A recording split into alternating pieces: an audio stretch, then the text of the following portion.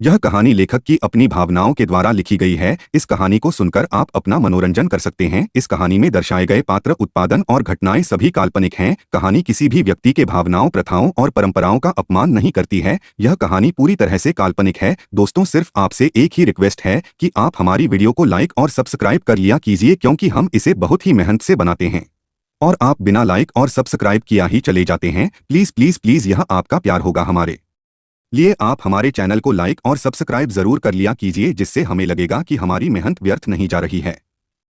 21 Rocky VS Mona और मुझे तुम्हारे विश्वास पर विश्वास है। अब तक राहुल और मोना फाइट क्लब में थे रॉकी से लेने के लिए। आखिर में एक और आदमी खड़ा हो जाता है अपनी वाइफ के मना करने पर भी, पर रॉकी उसे भी हरा देता है और उसकी वाइफ को भी सबके सामने किस करता है। उसके बाद रॉकी को हराने के लिए अब इनाम 1,00,000 करोड़ कर दी जाती है, जिसे सुन आखिर मोना अपना हाथ उठाकर रॉकी से लड़ने के लिए जाने लगती है, जिससे पर ये बात रवि द्वारा आदित्य तक पहुंच जाती है और फोन में जब अपनी वाइफ को देखता है तो उसे मन ही मन प्रिया पर गुस्सा आने लगता है और रवि को यही फाइट रोकने को बोलता है। अब आगे, सॉरी सर, लेकिन इस हम नहीं रोक सकते, जिसे सुनकर आदित्य गुस्से से उसे देखने लगता है। तो रवि अपना सिर नीचे करके बोला, सर यह सब माफिया चलता है जिसके लिए वो करोड़ों रुपए सरकार को देता है, जिससे पुलिस भी उसे तरफ नहीं जाती है और इसमें जो आदमी पैसे लगते हैं वे भी बहुत पावरफुल होते हैं, इसलिए हमारे लिए मुश्किल है। जिसे सुनकर आदित्य गुस्से से अपना हाथ टेबल में मारता है। रवि जिसे सुनकर आदित्य को देखता है तो वो घूर के उसके फोन में देख जा रहा था, जिसे देख वो आदित्य के पीछे आकर अपने फोन में देखने लगता है। जहां प्रिया यानी मोना लोगों के बीच से निकलकर बीच मैडम में जाती है रॉकी के सामने और साइड में वो माइक वाला आदमी खड़ा था। तुम्हें इस फाइट के रूल पता है ना, कि एक बार कोई यहाँ आकर फाइट शुरू कर दे तो वो या जीत जाएगा या फिर उसकी लाश बाहर जाती है। माइक वाला आदमी मोना को देखकर बोला, जिसे सुनकर मोना हाँ में सिर हिला देती है। बाहर आ जाओ लड़की, ये सब तुम्हारे लिए नहीं है। फिर से एक आदमी मोना को देखकर बोला, जिसे मोना इग्नोर कर देती है। लड़की वो रॉकी भाई देखना नहीं, उन्होंने कैसे 4 आदमी को मारकर ऊपर भेज दिया है, फिर क्यों मरना चाहती हो। एक और आदमी बोला, लेकिन मोना सभी को इग्नोर करके अपने सामने खड़े रॉकी को देखे जा रही थी। रॉकी मोना को ऊपर से नीचे तक देखकर बोला, लड़की तुम देखने में बहुत खूबसूरत है, लेकिन उससे से भी ज्यादा तुम्हें हिम्मत, जिसकी मैं तारीफ करता हूँ दिल से, लेकिन इन सब से काम नहीं चलता है। देखो मैं वैसा ऐसा किसी को बोलता नहीं हूँ, लेकिन तुम लड़की हो, तुम्हें एक ऑफर दे रहा हूँ, तुम अपने की लड़ने की जिद छोड़ दो और मेरे साथ आ जाओ, मेरी बाहों में तुम्हें करोड़ों रुपए फ्री में ही दे दूंगा। जिसे सुनकर मोना के चेहरे पर मुस्कान आ जाती है और वो उसे देखती हुए बोली, रॉकी भाई तुम मेरे भाई हो और अपनी बहन से इस तरह की गंदी बातें करते हुए तुम्हें शर्म नहीं आती। जिसे सुनकर रॉकी के साथ सभी शौक रह जाते हैं। राहुल की हंसी छूट जाती है, ये सही था बॉस। रवि और आदित्य भी उनकी बीच की बात सुन पा रहे थे। रॉकी की बात सुनकर जहां आदित्य के हाथों की मुट्ठी कस चुकी थी, वहीं रवि गुस्से से रॉकी को घुरे जा रहा था फोन में, लेकिन जब वे दोनों प्रिया की बात सुनते हैं तो रवि भी हंस पड़ता है और आदित्य के चेहरे पर थोड़ी मुस्कान आती है जो तुरंत चली भी जाती है। बॉस लेडी बॉस ने इस आदमी को क्या जवाब दिया है। आदित्य कुछ नहीं बोलता है, वो बस प्रिया के चेहरे को घुरे से देखने लगता है, समझने की कोशिश करता है कि इस लड़की के दिमाग में आखिर चल क्या रहा है, क्योंकि इतना तो उसे भी पता कि उसकी वाइफ पागल नहीं है, बल्कि जब से वो कोमा से बाहर आई है तब से उसे समझना मुश्किल होता जा रहा है उसे भी। आदित्य यही सब सोच रवि से बोला, रवि क्या तुमने भी पैसे लगाए हैं। जिसे सुनकर रवि की आंखें बड़ी बड़ी हो जाती है और फिर वो ना में सिर हिला देता है, लेकिन आदित्य के घूरने पर अपना सिर नीचे करके बोला, सॉरी बॉस, लेकिन मैंने सिर्फ 10,000 ही लगे गए हैं, जिसके मुझे 15 मिलेंगे रॉकी के जीतने पर। आदित्य हाँ में सिर हिलाकर बोला, अच्छा तो कोई भी प्रिया पर पैसे नहीं लगा रहा होगा ना। जिसे सुनकर रवि बोला, हाँ बॉस, क्योंकि सबको पता होता है कि हर बार रॉकी ही जीतने वाला है, लेकिन अगर किसी ने लेडी बॉस पर थोड़ा भी पैसा लगा दिया और वो इस फाइट को जीत गई तो उसे एक कम से कम 100 मिलेगा, लेकिन कोई रिस्क नहीं लेना चाहता। आदित्य जिसे सुनकर कुछ सोचकर बोला, अच्छा एक काम करो, तुम अपनी इससे ही अपनी लेडी बॉस पर 100 करोड़ रुपए लगा दो। जिसे सुनकर तो रवि का मुंह खोला का खुला रह जाता है और आदित्य को देखकर बोला, सर ये बहुत बड़ी रकम है, अगर पैसे डूब गए तो हमारे कंपनी को बहुत बड़ा नुकसान होगा। रवि की बात सुनकर आदित्य उसे घुरे के देखकर बोला, मतलब तुम ये कहना चाहती हो कि तुम्हारी लेडी बॉस हारने वाली है। जिसे सुनकर रवि जल्दी से ना में सिर हिलाने लगता है, लेकिन वो कुछ बोल नहीं पा रहा था। क्या वो ये बोलता है कि उसे विश्वास नहीं है तो पक्का उसका एक खड़ूस बॉस उसका खून कर देगा, और अगर वो ये बोलता है तो कि उसे विश्वास है तो वो झूठ बोलेगा, क्योंकि सच तो यही ही है ना कि रॉकी को हराना मुश्किल नहीं नामुमकिन है। और वो लेडी बॉस के लिए ये तो वही बात हो गई कि जिसे कोई आदमी आसमान को नीचे लाने की बात बोल रहा हो। आदित्य रवि के चेहरे के भाव पढ़कर बोला, अच्छा तो ऐसा ही है। जिसे सुनकर रवि बोला, सॉरी सर, लेकिन मैं क्या करूं, मेरा दिल तो यही चाहता है कि लेडी बॉस से हरा देगी, लेकिन दिमाग है को इस बात से पूरी तरह इनकार कर देता है कि कोई रॉकी को हरा भी सकता है। जब से उसने फाइट लड़ना शुरू की है ना, तब उसे कोई नहीं हरा सकता है। पता नहीं वो आदमी को क्या हो जाता है जब भी वो फाइट लड़ने के लिए आता है, और लेडी बॉस एक कमजोर लड़की है, उनके लिए हराना मुश्किल नहीं नामुमकिन। लेकिन वो आगे कुछ नहीं बोल पाता है क्योंकि आदित्य उसे खा जाने वाली नजरों से घुरे जा रहा था। तो रवि सिर नीचे कर लेता है, जिसे देखकर आदित्य बोला, तुमसे जितना बोला जाए उतना करो, जाओ पैसे लगाओ, और हाँ एक बात याद रखना, तुम्हारी लेडी बॉस नहीं हारेगी।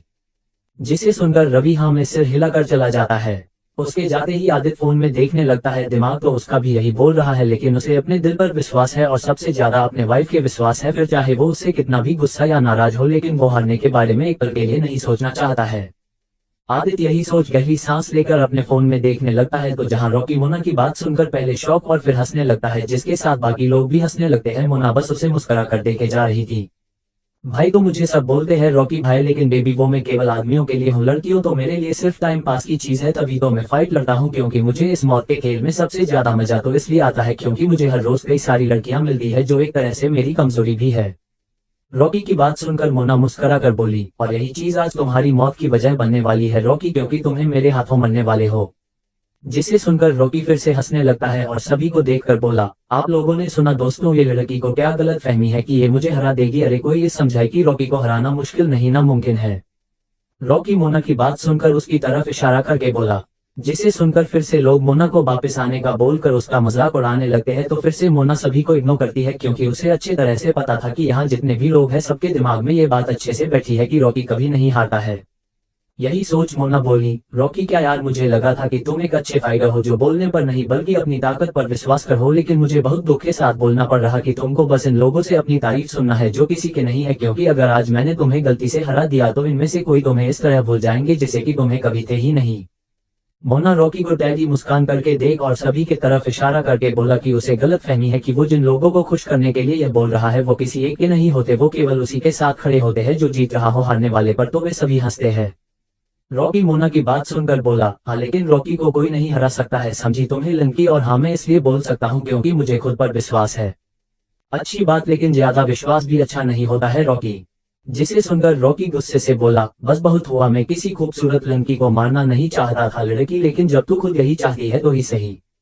जिसे सुनकर वो अपने हाथ ऊपर करके बोला, चल तैयार हो जा, चाहे तो तू मुझे पर पहला वार कर। जिसे सुनकर मोना बोला, ओके। इतना बोल वो अपने हाथ का एक मुक्का तेजी से उसके चेहरे तरफ लाने लगती है, जिसे सभी गौर से देखने लगती है। रॉकी उसका हाथ पकड़ने के लिए अपना एक हाथ अपने चेहरे के आगे लाकर हंसने लगता है। उसे लगा कि वो उसके हाथ को पकड़ लेगा, लेकिन अगले पल ऐसा कुछ होता है कि वहां एकदम शांत हो जाती है। एक पल के लिए किसी को कुछ समझ नहीं आता कि उन्होंने क्या देखा। मोना ने अपने उसे हाथ को रॉकी के चेहरे और हाथ से पहले ही रोक लिया है एकदम से, और रॉकी जब तक कुछ समझ पाता उससे पहले ही उसके पेट में एक जोर का मुक्का पड़ता है, जिसे मोना ने अपने दूसरे हाथ से मारा था, जिसके पड़ते ही रॉकी शॉक से 2 कदम पीछे हो जाता है। सभी के कानों में सिर्फ एक आदमी की ताली की आवाज सुनाई देती है, जो राहुल था, और वो खुश होकर तालियां बजा रहा था जोर से, जिससे सभी लोग शौक से बाहर आ जाते हैं। आदित्य और रवि जब ये देखते हैं फोन में तो वे भी हैरान रह जाते हैं। आदित्य को लगा ही था कि उसकी शैतान बीवी कुछ तो ऐसा करेगी जिसे किसी ने नहीं सोच होगा। रवि तो अपने आंखों पर विश्वास करने की कोशिश कर रहा था कि उसने ये क्या देख लिया, इतनी चालाकी से लेडी बॉस ने रॉकी को मारा कि वो खुद बस देखता रह गया। रॉकी के पास भले ही ताकत हो, लेकिन दिमाग और तेजी में मोना उसकी बाप थी।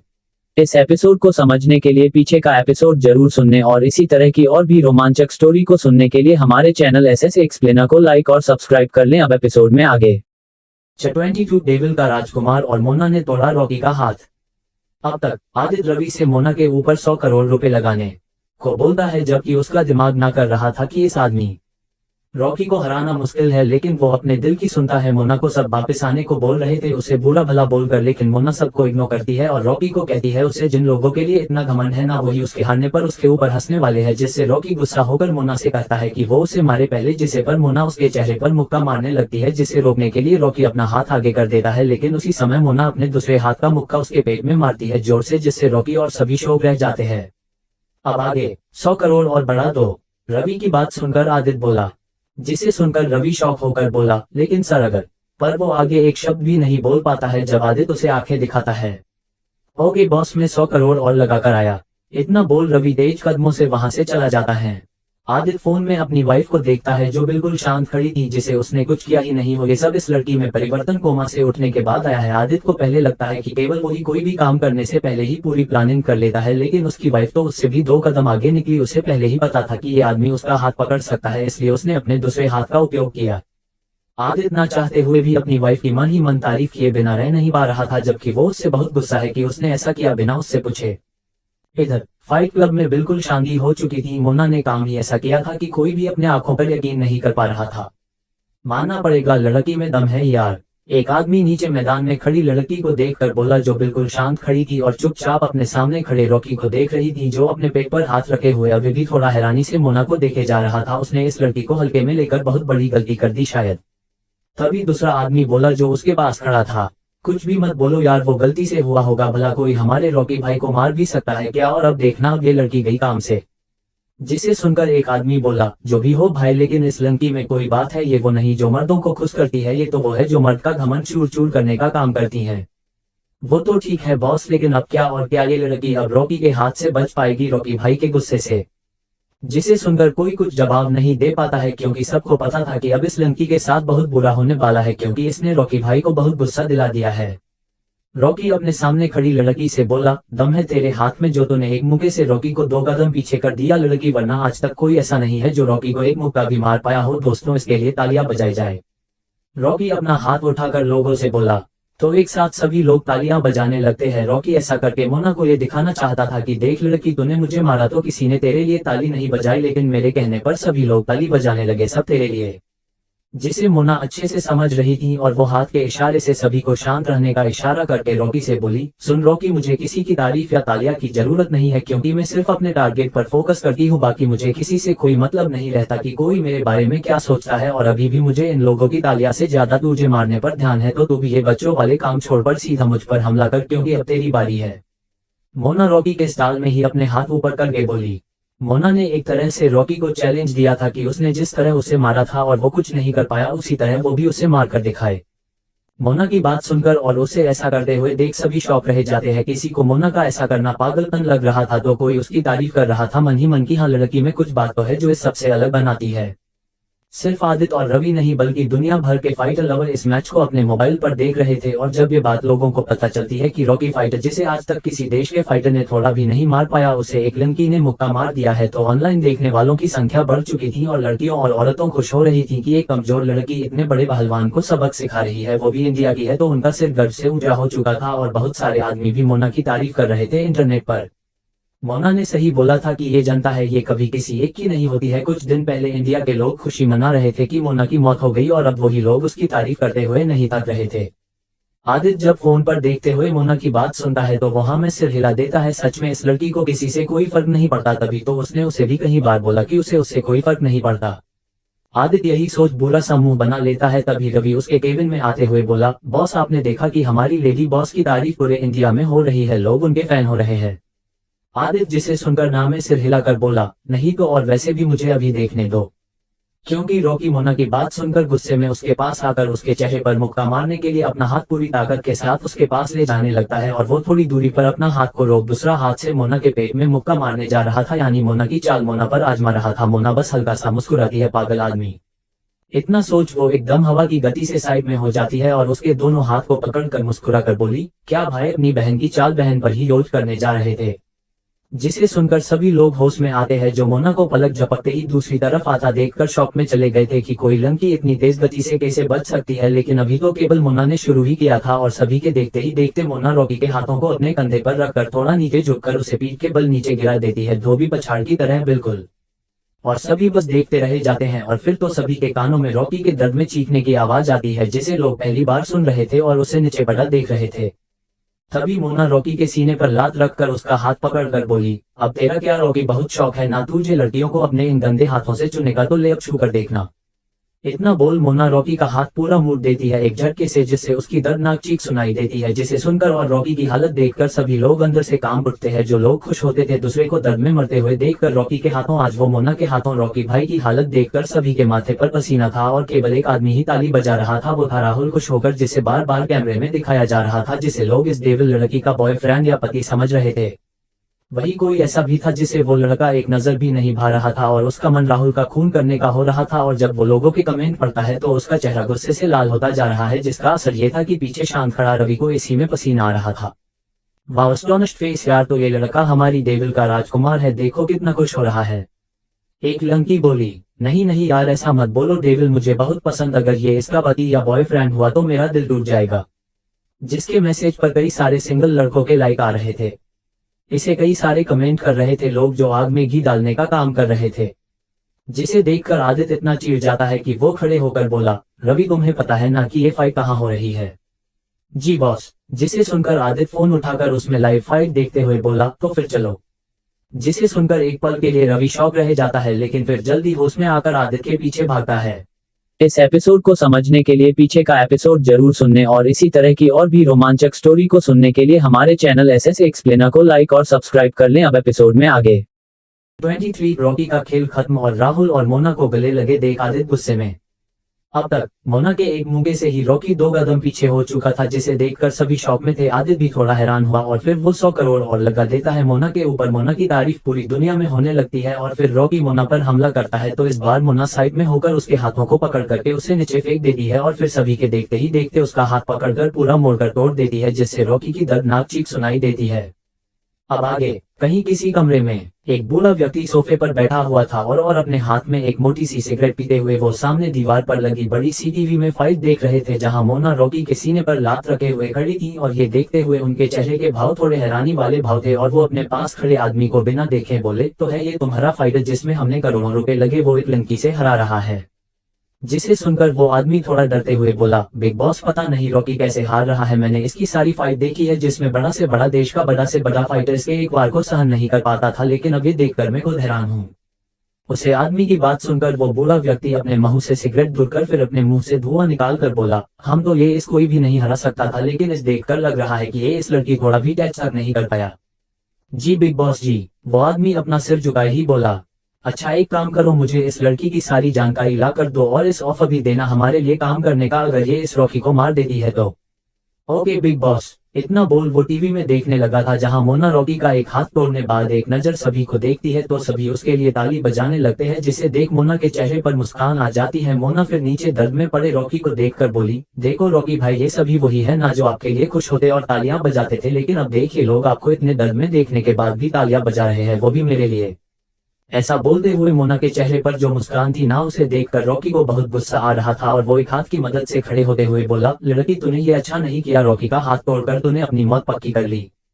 मोना उसकी बात सुनकर कुछ बोल पाती तभी वो मोना के चेहरे पर मिट्टी फेंक देता है, जिससे मोना अपने आंखों पर हाथ रख लेती है चीखते हुए। और ये देखकर रॉकी हंसते हुए बोला, रॉकी से कोई नहीं जीत सकता लड़की।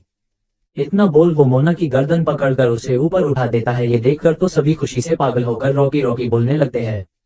बॉस। राहुल ये देखकर बोला। आदित्य अपनी कार में फोन में जब ये देखता है तो उसके हाथों की मुट्ठी कस जाती है।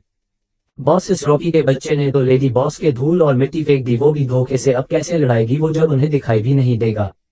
रवि की बात सुनकर आदित्य कुछ नहीं बोलता है, वो बस फोन में रॉकी को घुरे जा रहा था जिसने उसकी वाइफ की गर्दन पकड़ी हुई थी एक हाथ से। मोना अपने दोनों हाथ से रॉकी के हाथ पकड़कर उससे अपनी गर्दन छोड़ने की कोशिश कर रही थी। रॉकी अपने हाथ की पकड़ और कसते जा रहा था, जिससे मोना को सांस लेने में प्रॉब्लम हो रही थी। उसके कानों में हल्की हल्की आवाज आने लगी थी, इसका मतलब वो फिर से मरने वाली है। नहीं, ऐसा नहीं हो सकता, वो अपना मकसद पूरा किए बिना नहीं मर सकती। यही सोचकर वो अपनी आंखें बंद कर लेती है। रॉकी ये देख हंसते हुए बोला, लड़की बस कुछ और देर फिर तेरा खेल खत्म। ये क्या हो रहा यार, हमारी डेविल कैसे हरा रही है इस रॉकी के हाथों? नहीं नहीं, कोई तो रोको, इस ये गलत है, उसने चीटिंग की हमारे डेविल के आंखों धूल फेंक कर। अरे अब कुछ नहीं हो सकता है, ये गेम में कोई नियम नहीं, मरने वाले के लिए उसे अब कोई नहीं बचा सकता है, शायद यही तक इस लड़की का सफर। हाँ ये हो सकता है, लेकिन फिर भी ये अच्छी लड़ी, इसने वुमेन पावर दिखाई और अब मर भी रही है, तो धोखे से क्यों? इस रॉकी में हिम्मत नहीं थी सीधा सीधा लड़ने की इस लड़की से।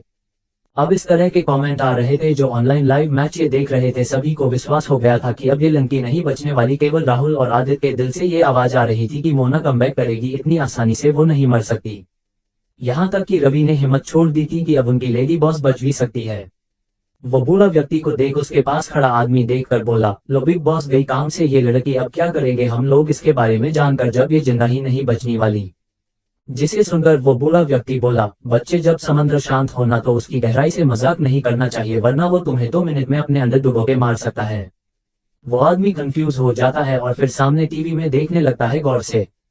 लेकिन तभी वो हुआ जिसका किसी ने सपने में नहीं सोचा होगा। मोना एकदम से अपनी आंखें खोल लेती है, उसके आंखों में आंसू थे। रॉकी को कुछ समझ पाता कि क्या इस देखने लगा है, तभी मोना अपने दोनों पैरों को उसके सीने पर रखकर एक झटके से उससे दूर होकर गिरती है नीचे और रॉकी 2 कदम दूर होकर अपने सीने पर हाथ रख लेता है दर्द में। मोना ने एक बार फिर नामुमकिन को मुमकिन करके दिखाया। एक तरह से वो मौत के मुंह से वापस आ गई थी और इसी के साथ सभी लग गया था कि इस लड़की को हराना मुश्किल है जो खुद मौत से आंखें में चोली खेलती हो। उसका कोई क्या बिगड़ सकता। मोना फिर एकदम से खड़े होकर रॉकी को देखकर बोली, गुड बाय रॉकी भाई। इतना बोल तेजी से आती है रॉकी के पास और रॉकी डर से एक कदम पीछे हो जाता है। पहली बार उसके चेहरे पर डर के भाव आए थे और उसे ऐसा लग रहा था कि ये लड़की नहीं बल्कि उसकी मौत आ रही है उसके पास। तभी मोना एक पैर जोर से नीचे जामनी पर रख ऊपर में छलांग लगाकर फिर अपने हाथ का मुक्का बना लेती है। ये सीन देख लोगों को किसी मुंह से कम नहीं लग रहा था। कुछ लोगों को मोना में मां दुर्गा का रूप दिखाई भी दे गया जो इस पापी का अंत करने के लिए यहाँ आई थी। देखने वालों का मुंह खोला का खोला रह गया था और उनकी सांसें एक पल के लिए थम सी गई थी। पर अगले ही पल मोना अपने उसे हाथ के मुंगे को सीधा रॉकी के गर्दन में मारती है जिसके पड़ते ही रॉकी खून की उल्टी करते हुए नीचे गिर पड़ता है और उसी समय मोना को देखते ही देखते वो अपनी आंखें बंद कर लेता है हमेशा के लिए। मोना भी वहीं अपने घुटनों के बल बैठ जाती है। कुछ पल के लिए तो बिल्कुल शांति हो चुकी थी। सब लोग यही समझने की कोशिश कर रहे थे कि हुआ क्या और लोगों को इतनी जल्दी विश्वास होना मुश्किल था कि रॉकी की मौत हो गई। एक कमजोर लड़की ने रॉकी भाई को मार दिया। वो रॉकी भाई जिसके नाम सुनकर बड़े बड़े फाइटर की हालत खराब हो जाती और वे यही उम्मीद करते कि लाइफ में कभी रॉकी से उनका सामना ना हो। वो रॉकी अब उनकी आंखों के आगे मारा पड़ा हुआ है। सभी को होश फिर से राहुल की ताली से आता है जो अपने आंखों से आंसू साफ कर खुश होकर ताली बजाते हुए बोल रहा था, बॉस आपने कर दिखाया। जिसे सुनकर तो अब के हाथ खुद मा खुद उठकर मोना के लिए ताली बजाने के लिए और फिर मोना के कानों में लोगों की तालियां बजाने और बॉस बॉस की आवाज आने लगती है। जिसे सुनकर मोना मुस्कुराकर खड़ी हो जाती है लेकिन वो कभी थक चुकी थी जिसके साथ मोना को एहसास हो चुका था कि उसे अपने इस शरीर पर काम करने की जरूरत है। वो इस शरीर के साथ अपने एक से एक खतरनाक दुश्मनों से नहीं लड़ सकती है। मोना ये सोच रही थी और लोग तालियां बजाकर बॉस बॉस बोल रहे थे और माइक वाला आदमी हैरानी से माइक बोल रहा था, ये मैं क्या देख रहा हूँ दोस्तों, मुझे अपनी आंखों पर विश्वास नहीं हो रहा है। एक कमजोर लड़की ने रॉकी भाई का खेल खत्म कर दिया। सॉरी बॉस ने रॉकी भाई को मार दिया है। कोई इस पर विश्वास नहीं कर पा रहा है लेकिन दोस्तों ये सच है। वो देख रॉकी की लाश को दो आदमी लेकर जा रहे हैं। जिसे सुनकर कैमरा रॉकी की लाश पर हो जाता है। मोना जिसे देखकर बोली, तुम्हें तुम्हारे किए की सजा मिली रॉकी, तुम एक अच्छे फाइटर थे लेकिन काश तुम एक अच्छे इंसान होते और तुम सभी लेडीज का सामान करना जानते तो तुम्हारी मौत शायद एक लड़की के हाथों नहीं होती। मोना दुखी होकर बोली। तभी कोई भाग कर आता है और मोना कुछ समझ पाता उससे पहले वो उसे उसके गले लग जाता है। जिसे देखकर लोग जोर जोर से तालियां बजाने लगते हैं। राहुल छोड़ो मुझे यार। मोना गुस्से से उसे खुद से दूर करके बोली, ये पागल लड़का सबके सामने उसके गले क्यों लग रहा है, क्या सोचेंगे सभी उसके बारे में, और अगर उसे इस लड़के के गले लगे उसके यानी प्रिया के पति ने देख लिया तो पक्का वो उसका खून कर देगा। और इसके साथ मोना को अपने दिल में दर्द होने का एहसास होने लगा था। इसका मतलब प्रिया को बुरा लग रहा है कि कोई और मर्द उसके बॉडी को गले लगाए हुए है। मोना यही सोचकर उसे खुद से दूर करने की कोशिश कर रहा था लेकिन राहुल खुशी से पागल हो चुका था। उसकी बॉस आज भी सबकी बॉस ही है, उनका कोई जवाब ही नहीं है यार। वो बूढ़ा व्यक्ति अपने पास खड़े आदमी को देखता है तो हाँ में सिर हिलाकर चला जाता है मोना के बारे में पता करने के लिए। लेकिन इन सब अलग आदित कार में जब अपनी के गले किसी और लड़के को देखता है तो वो गुस्से से पागल होने लगता है। रवि की हालत खराब होने लगी तो और उसे विश्वास हो चुका था कि अब उसका 1 लाख का फोन गया काम से और अपना फोन को हाथ भी लगा पाता उससे पहले आदित उसे उठाकर चलती गाड़ी से बाहर फेंक कर बोला, जल्दी चलो वहाँ। रवि का मुंह खोला का खोला रह जाता है और फिर वो रोनी सी शकल बनाकर कार को तेजी से फाइट क्लब की तरफ ले जाता है। क्या आदित गुस्से में राहुल को मारेगा, क्या करेगा वो? और वो बूढ़ा व्यक्ति कौन था जिसने मोना की जानकारी के लिए अपने आदमी को भेजा है? इस एपिसोड को समझने के लिए पीछे का एपिसोड जरूर सुनने और इसी तरह की और भी रोमांचक स्टोरी को सुनने के लिए हमारे चैनल SS एक्सप्लेनर को लाइक और सब्सक्राइब कर लें। अब एपिसोड में आगे। 24 वो मेरा हस्बैंड है आदित। अब तक मोना ने रॉकी का हाथ तोड़ दिया था जिसका बदला लेने के लिए उसने धोखे से मोना की आंखों में मिट्टी डाल दी थी और उसकी गर्दन पकड़कर उसे ऊपर हवा में लटका दिया था। मोना के पास तेजी और दिमाग था लेकिन उसकी बॉडी अब इस लायक नहीं थी कि ताकत से लड़ सके। सभी ने मान लिया था कि अब ये लड़की नहीं बचने वाली लेकिन फिर से मोना सभी को गलत साबित करके रॉकी के सीने पर लात रखकर उसकी हाथ की पकड़ से आजाद हो जाती है और फिर उसके गर्दन पर मुक्का मार उसे मार देती है। जिसकी खुशी में राहुल भाग कर आता है और उसे गाले लगा लेता है जिसे देखकर आदित्य गुस्से में पागल होने लगता है और वो रवि का 1 लाख का फोन गाड़ी से बाहर फेंक देता है। अब आगे। मोना चिढ़ते हुए राहुल को खुद से दूर करके बोली, हट जा यार, मुझे सांस तो लेने दे। मोना राहुल को खुद से दूर करके अपने माथे से पसीना साफ करके बोली। जिसे देख राहुल बोला, ओके बॉस। इतना बोल वो उसके चेहरे पर हाथों से हवा करने लगता है। मोना उसके कंधे पर हाथ रखकर बोली, यार साले ने मार ही दिया होता अगर मैं थोड़ी और हिम्मत नहीं देखती। जिसे सुनकर राहुल बोला, हाँ बॉस, मैं भी बहुत डर चुका था उस समय लेकिन अपन को आप पर पूरा विश्वास था कि आपको आपकी मर्जी के बिना कोई मार ही नहीं सकता। मोना बस हल्की सी मुस्कान देती है। फिर वहां कुछ लोग एक बड़ा चेक और 4 लड़की के साथ मोना के पास आकर बोला, मैडम ये रही आपकी इनाम। जिसे सुनकर मोना राहुल उन चारों लड़कियों को देखते हैं जिनके पतियों को रॉकी के मारा था और फिर उस चेक कर तो मोना उस आदमी के हाथ से चेक लेकर बोली, अपन को बस ये चाहिए, बाकी मैं इन लड़कियों का क्या करूंगी। मोना इतना बोल बुरा सा मुंह बना लेती है, बात सही वो कोई मर्द थोड़ी है इन लड़कियों के साथ रासलीला करेगी, उसने तो रॉकी को केवल इन पैसों के लिए मारा था बस। जिसे सुनकर वो आदमी कंफ्यूज होकर बोला, तो फिर इनका क्या करना है, करना क्या, इन जाने दो वापस इनके घर और क्या। जिसे सुनकर वे चारों लड़कियां एक दूसरे को देखती है, जिनमें 3 खुश होकर मोना के आगे हाथ जोड़कर चली जाती है, केवल एक को छोड़कर वो चुपचाप खड़ी रहती है। क्या तुम्हें घर नहीं जाना है। जिसे सुनकर वो लड़की बोली, आपने मुझे जीता है तो मैं आपके साथ रहूंगी। जिसे सुनकर राहुल शौक होकर मोना को देखता है तो मोना भी हैरान होकर जल्दी जल्दी ना में सिर हिलाकर बोली, नहीं नहीं मैं उस तरह की लड़की नहीं हूँ, और वैसे भी मेरा एक खड़ूस पति जो मुझे कच्चा खा जाएगा। मोना आदित्य के बारे में सोचकर बोली। वो लड़की मोना की बात सुनकर बोली, तो फिर मैं कहाँ जाऊंगी, मेरा तो पति मर गया है और हम ये फाइट जीतकर घर लेने वाले थे मुंबई शहर में। जिसे सुनकर मोना और राहुल एक दूसरे को देखते हैं, फिर मोना कुछ सोचकर बोली, अच्छा तो तुम राहुल के साथ रहना, वैसे भी ये सिंगल है। राहुल की आंखें बड़ी बड़ी हो जाती है और वो ना में सिर हिलाने लगता है। जिसे देख मोना बोली, अरे मैं तुम्हें इससे शादी करने को नहीं बोल रही है, मेरे कहने का मतलब है इस अपने घर पर रखो, बस बाद में इसके लिए कोई नौकरी देखकर इस घर भी दिला देना, और वैसे भी अब इस चेक को तुम रखो, और हाँ अभी में से केवल एक अच्छा सा घर लो, सबसे अलग जहाँ लोग कम हो, और हाँ उसमें सभी चीज होनी चाहिए, जिम भी। मोना राहुल और उस लड़की के साथ वहां से जाते हुए बोल रही थी, जिस पर राहुल हाँ में सिर हिला देता है। सभी लोग अब जा चुके थे पहले ही। मोना राहुल और उस लड़की के साथ जिसे ही उसे बिल्डिंग के नीचे आती है तो वहां मीडिया वाले अपने अपने हाथों में माइक और कैमरा लिए खड़े थे। ओ तेरी ये क्या है, राहुल सामने का नजारा देखकर बोला। मोना गहरी सांस लेकर बोली, लगता है अब मुझे खुद के लिए कुछ बॉडीगार्ड रखने होंगे, वरना ये लोग मेरा जीना हराम कर देखे। राहुल हाँ में सिर हिला देता है, लेकिन तभी कुछ बॉडीगार्ड आ जाते हैं काले कपड़े पहने, और फिर एक आदमी मोना के पास आकर बोला, मैडम आप मेरे साथ आए, मैं आपको यहाँ से निकलता हूँ बाहर। मोना कंफ्यूज होकर बोली, लेकिन तुम कौन हो, आपको पता चल जाएगा, पहले आप यहाँ से निकली। मोना हाँ में सिर हिलाकर राहुल और उस लड़की के साथ लोगों के बीच में निकल जाती है, क्योंकि बॉडीगार्ड ने उन्हें दूर रखा था। मोना तभी लोग मोना को अपने अपने कैमरे में कैद कर माइक बोल रहे थे, देखो वो है जिन्होंने रॉकी भाई को मारा कर वुमेन पावर दिखाई है, और अब इन्हें पूरी दुनिया डेविल गर्ल या बॉस के नाम से जानता है।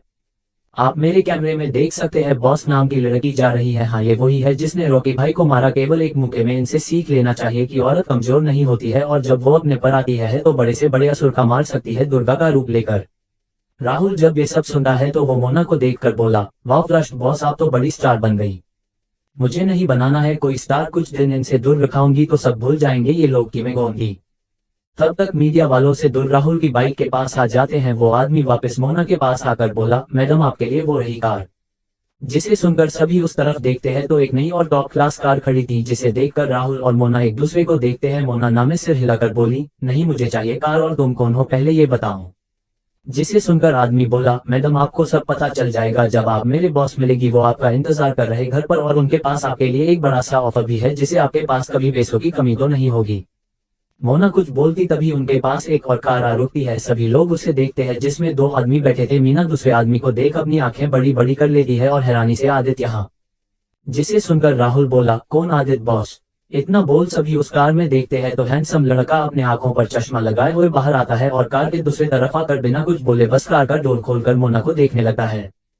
तो मोना समझ जाती है कि आदित्य उसे ले जाने आया और शायद गुस्से में है, लेकिन मोना ये सोच रही थी तभी मोना के पास खड़ा वो आदमी को देखकर बोला, सॉरी सर, मैडम मेरे साथ जा रही है, ये मेरे बॉस के लिए काम करेंगी, तो प्लीज आप इन्हें अपने साथ नहीं ले जा सकते हैं।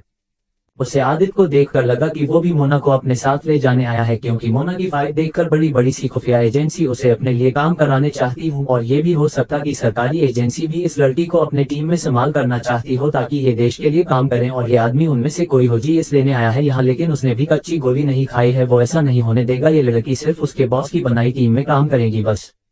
यही सोच वो आदित्य को घूरने लगता है। मोना उसे कंफ्यूज होकर देख बोली, देखो तुम, लेकिन मोना आगे कुछ बोलती उससे पहले वो आदमी मोना को हाथ दिखाकर बोला, मैडम आप रहने दीजिए, मैं अच्छे तरह से जानता हूँ इन जिसे लोगों को, और आप चिंता ना करें, आपको मेरे बॉस से अच्छा बॉस नहीं मिलेगा, इसलिए आप इसके साथ जाने से मना कर दीजिए। जिसे सुनकर आदित्य को देखती है जो उसे ही देख रहा है।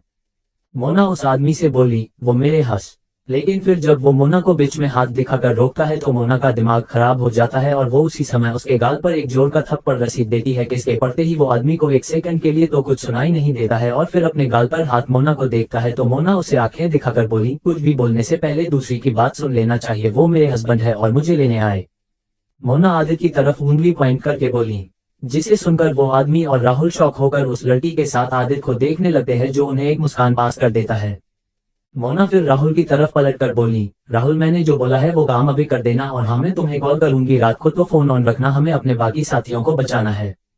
राहुल मोना की बात सुनकर शौक से बाहर आकर हाँ में सिर हिला देता है तो मोना पलटकर उसे आदमी को एक नजर घूर के देखती है और फिर आदित्य के पास जाने लगती है, जिसे देखकर वो आदमी होश में आकर अपने पैंट की पॉकेट से एक कार्ड निकाल कर बोला, मैडम सॉरी, मैं अपने किए के लिए आपसे दिल से माफी मांगता हूँ, लेकिन आप एक कार्ड रख लीजिए, मेरा है, अगर आपको हमारे बॉस के लिए काम करना हो तो प्लीज इस पर लिखे नंबर पर कॉल करना, तो हमारी सारी टीम आपसे मिल लेगी, क्योंकि ये टीम ने अभी ही मोना नाम की लड़की का केस सोल्व किया है।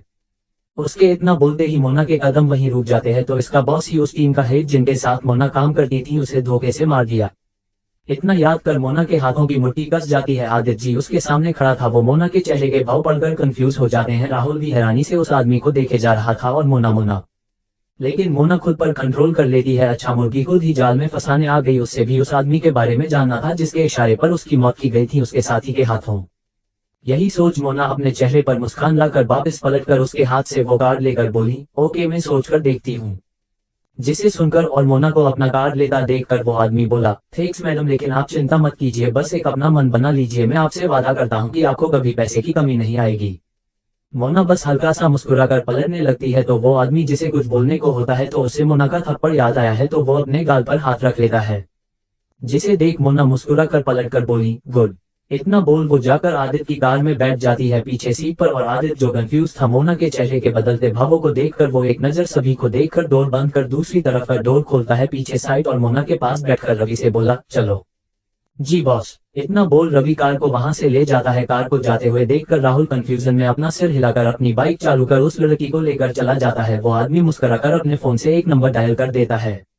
इस एपिसोड को समझने के लिए पीछे का एपिसोड जरूर सुनने और इसी तरह की और भी रोमांचक स्टोरी को सुनने के लिए हमारे चैनल एसएस एक्सप्लेनर को लाइक और सब्सक्राइब कर लें। अब एपिसोड में आगे 25 कार लड़ाई और रोमांस दोनों। अब तक मोना रॉकी को मारने के बाद राहुल के साथ उस फाइट क्लब से बाहर आ जाती है जहां उन्हें एक आदमी अपने बॉडीगार्ड की मदद से उन्हें मीडिया से दूर लेकर आता है। फिर वो मोना को अपने साथ चलने को बोलता है लेकिन वहां तब आदित्य आ जाता है मोना को लेने और मोना भी आदित्य के पास जाने लगती है, लेकिन तभी उसे उस आदमी से पता चलता है कि जिस टीम उसे शामिल करना चाहता है वो वही है जिसने उसे मारा था। मोना को उस टीम के मैंने आदमी तक पहुंचना था, इसलिए वो उस आदमी से कार लेकर आदित्य के कार में बैठकर चली जाती है। अब आगे आदित्य की कार में रवि कार ड्राइव कर रहा था और पीछे सीट पर मोना और आदित्य बैठे थे। एक दूसरे से दूर दूर दोनों अपने अपने साइड के डोर से चिपक हुए थे। आदित्य अपनी वाइफ प्रिया यानी मोना को डांटना चाहता था, वो उससे कहना चाहती थी कि उसकी हिम्मत कैसे हुई उससे बिना पूछे यहाँ फाइट लड़ने के लिए आने के लिए, क्या उसे कोई भी उसकी और आरव की चिंता नहीं है। अरे उसे कुछ हो जाता तो उन दोनों का क्या होता, वो कैसे संभालता अपने बेटे आरव। पीछे 3 महीने जब वो आरव से दूर थी उसे संभालना बहुत मुश्किल हो रहा था उसके लिए। यही सोचकर उसका गुस्सा बढ़ता जा रहा था। रवि कार ड्राइव करते हुए आदित्य के चेहरे को देख रहा था। वो समझ रहा था कि उसके बॉस किसी भी समय लेडी बॉस पर टूट पड़ते हैं गुस्से में, लेकिन उसे लेडी बॉस बिल्कुल चिंता नहीं बल्कि चिंता तो बॉस की हो रही थी। अगर लेडी बॉस एक जोर का मुक्का उसके बॉस को मार दिया। यही सोचकर रवि की हंसी छूट जाती है और उसके हंसने से मोना और आदित्य उसे कंफ्यूज होकर देखने लगते हैं तो रवि सॉरी बोलकर अपनी कार ड्राइव करने वाला ध्यान देता है। आदित्य फिर मोना को देखता है जो अपने हाथ में लिए कार को देखकर कुछ सोच रही थी। सोचना भी नहीं। जिसे सुनकर मोना आदित्य को कंफ्यूज होकर बोली, मतलब आप इस बारे में सोचना भी मत को, अब आपको फाइट करने या इस कार्ड वाले आदमी के साथ जाने दूंगा। जिसे सुनकर बोली, अच्छा लेकिन और तुम कौन होते हो मुझे रोकने वाले, और क्या तुम इतनी जल्दी भूल गई आदित्य ओबरॉय कि मैंने क्या बोला था कि तुम मुझे कभी मैं जो करूँ या करने जा रही हूँ उसे करने से नहीं रोकना वरना। मोना आदित्य को घूर के देखकर बोली। आदित्य पहले रवि को देखता है जो हैरान लग रहा था, लेकिन आदित्य के खुद को भूलने पर वो बीच पर्दा लगा देता है और हल्का म्यूजिक ऑन कर देता है ताकि वो उनकी बात ना सुन सके और पीछे साइड पर क्या हो रहा है वो देख सके। ये होने के बाद आदित्य मोना को देखकर बोला, मैं तुम्हारा हस्बैंड हूँ मत भूलो प्रिया, और हाँ केवल मुझे हक है तुम्हें रोकने का, तुम्हारे गले लगने का। मोना गुस्से से आदित्य को देखकर बोली, मिस्टर आदित्य आप भूल रहे हैं कि आप वही हस्बैंड है जिसकी वजह से मैं 3 महीने कोमा में रही, और आप वो हस्बैंड है जो कल रात अपने उसे नालायक भाई को छोड़ देता है अपनी माँ के कहने पर, ये जानते हुए भी कि उसने आपकी वाइफ के साथ क्या किया था। मोना की गुस्से भरी बात सुनकर आदित्य एक पल के अपना सिर दूसरी तरफ कर लेता है और फिर कुछ सोचकर वापस मोना को देखकर बोला, वो सब क्यों हुआ वो तुम्हें पता है, लेकिन तुमने आज जो किया उसका क्या? प्रिया मुझसे बिना पूछे उसे फाइटर से लेने चली गई, बिना ये सोचे कि तुम्हें कुछ हो जाता तो आरव का क्या हाल होता। वो तुम्हें बिना नहीं रहा सकता, फिर भी तुम लड़ने गई और वहां किसी अनजान लड़के के गले लगकर क्या देखना चाहती थी कि वो तुम्हारा पति है, मैं नहीं हूँ। आदित्य की बात सुनकर मोना का चेहरा गुस्से से लाल हो जाता है। वो इतनी देर फाइट की रॉकी को मारा तब भी उसे एक पल की गुस्सा नहीं आया, लेकिन इस आदमी ने उसे 2 मिनट में इतना गुस्सा दिला दिया है कि अब उसका मन से इसका खून करने का कर रहा था। तुम्हारे इस घूरने से सच नहीं बदल जाएगा प्रिया, और हाँ, आज के बाद तुम घर से बाहर नहीं जा सकती बस। आदित्य घूर के मोना को देखकर बोला तो अब मोना का गुस्सा 7वें आसमान पर पहुंच गया था। इसका मतलब गया ये आदमी, इसकी इतनी हिम्मत, ये मोना को घर में कैद करेगा। इतना बोल मोना अपना हाथ का मुक्का बनाकर बोली, आपको तो मैं। इतना बोल वो उसे मुक्का को आदित्य के चेहरे पर मारने लगती है तो आदित्य उसका हाथ पकड़ लेता है, जिसे देखकर मोना और गुस्से में अपना दूसरा हाथ उसके पेट में मारने लगती है तो आदित्य अपने दूसरे हाथ से उसे भी पकड़कर मुस्कुराकर उसे देखकर बोला, नहीं बेबी, तुम मेरे साथ ऐसा नहीं कर सकती क्योंकि मैं रॉकी नहीं हूँ। I am yours husband baby, तो मेरे साथ तुम्हारी चालकी नहीं चलने वाली। इतना बोला आदित्य मोना को एक कैडी मुस्कान पास कर देता है कि वो उससे नहीं लड़ सकती, जिसे देख मोना घुर के आदित्य को देखती है और अपना हाथ के हाथ से छोड़ते हुए बोली, आदित्य छोड़ो मुझे वरना अच्छा नहीं होगा, समझे तुम। जिसे सुनकर आदित्य हंसते हुए बोला, सच में बेबी? मोना हाँ में सिर हिला देती है तो आदित्य एक झटके से उसे अपने तरफ खींचकर उसे अपने गोद में बिठाकर उसे किस करने लगता है, जिसके साथ ही मोना बिल्कुल शांत और शौक रह जाती है और उसका दिल खुशी में जोर जोर धड़कने लगा था। वो अब तो कुछ नहीं कर सकती क्योंकि ये प्रिया की बच्ची उसे कुछ नहीं करने देगी, पागल। मोना ये सोच रही थी और आदित्य उसे किस किए जा रहा था।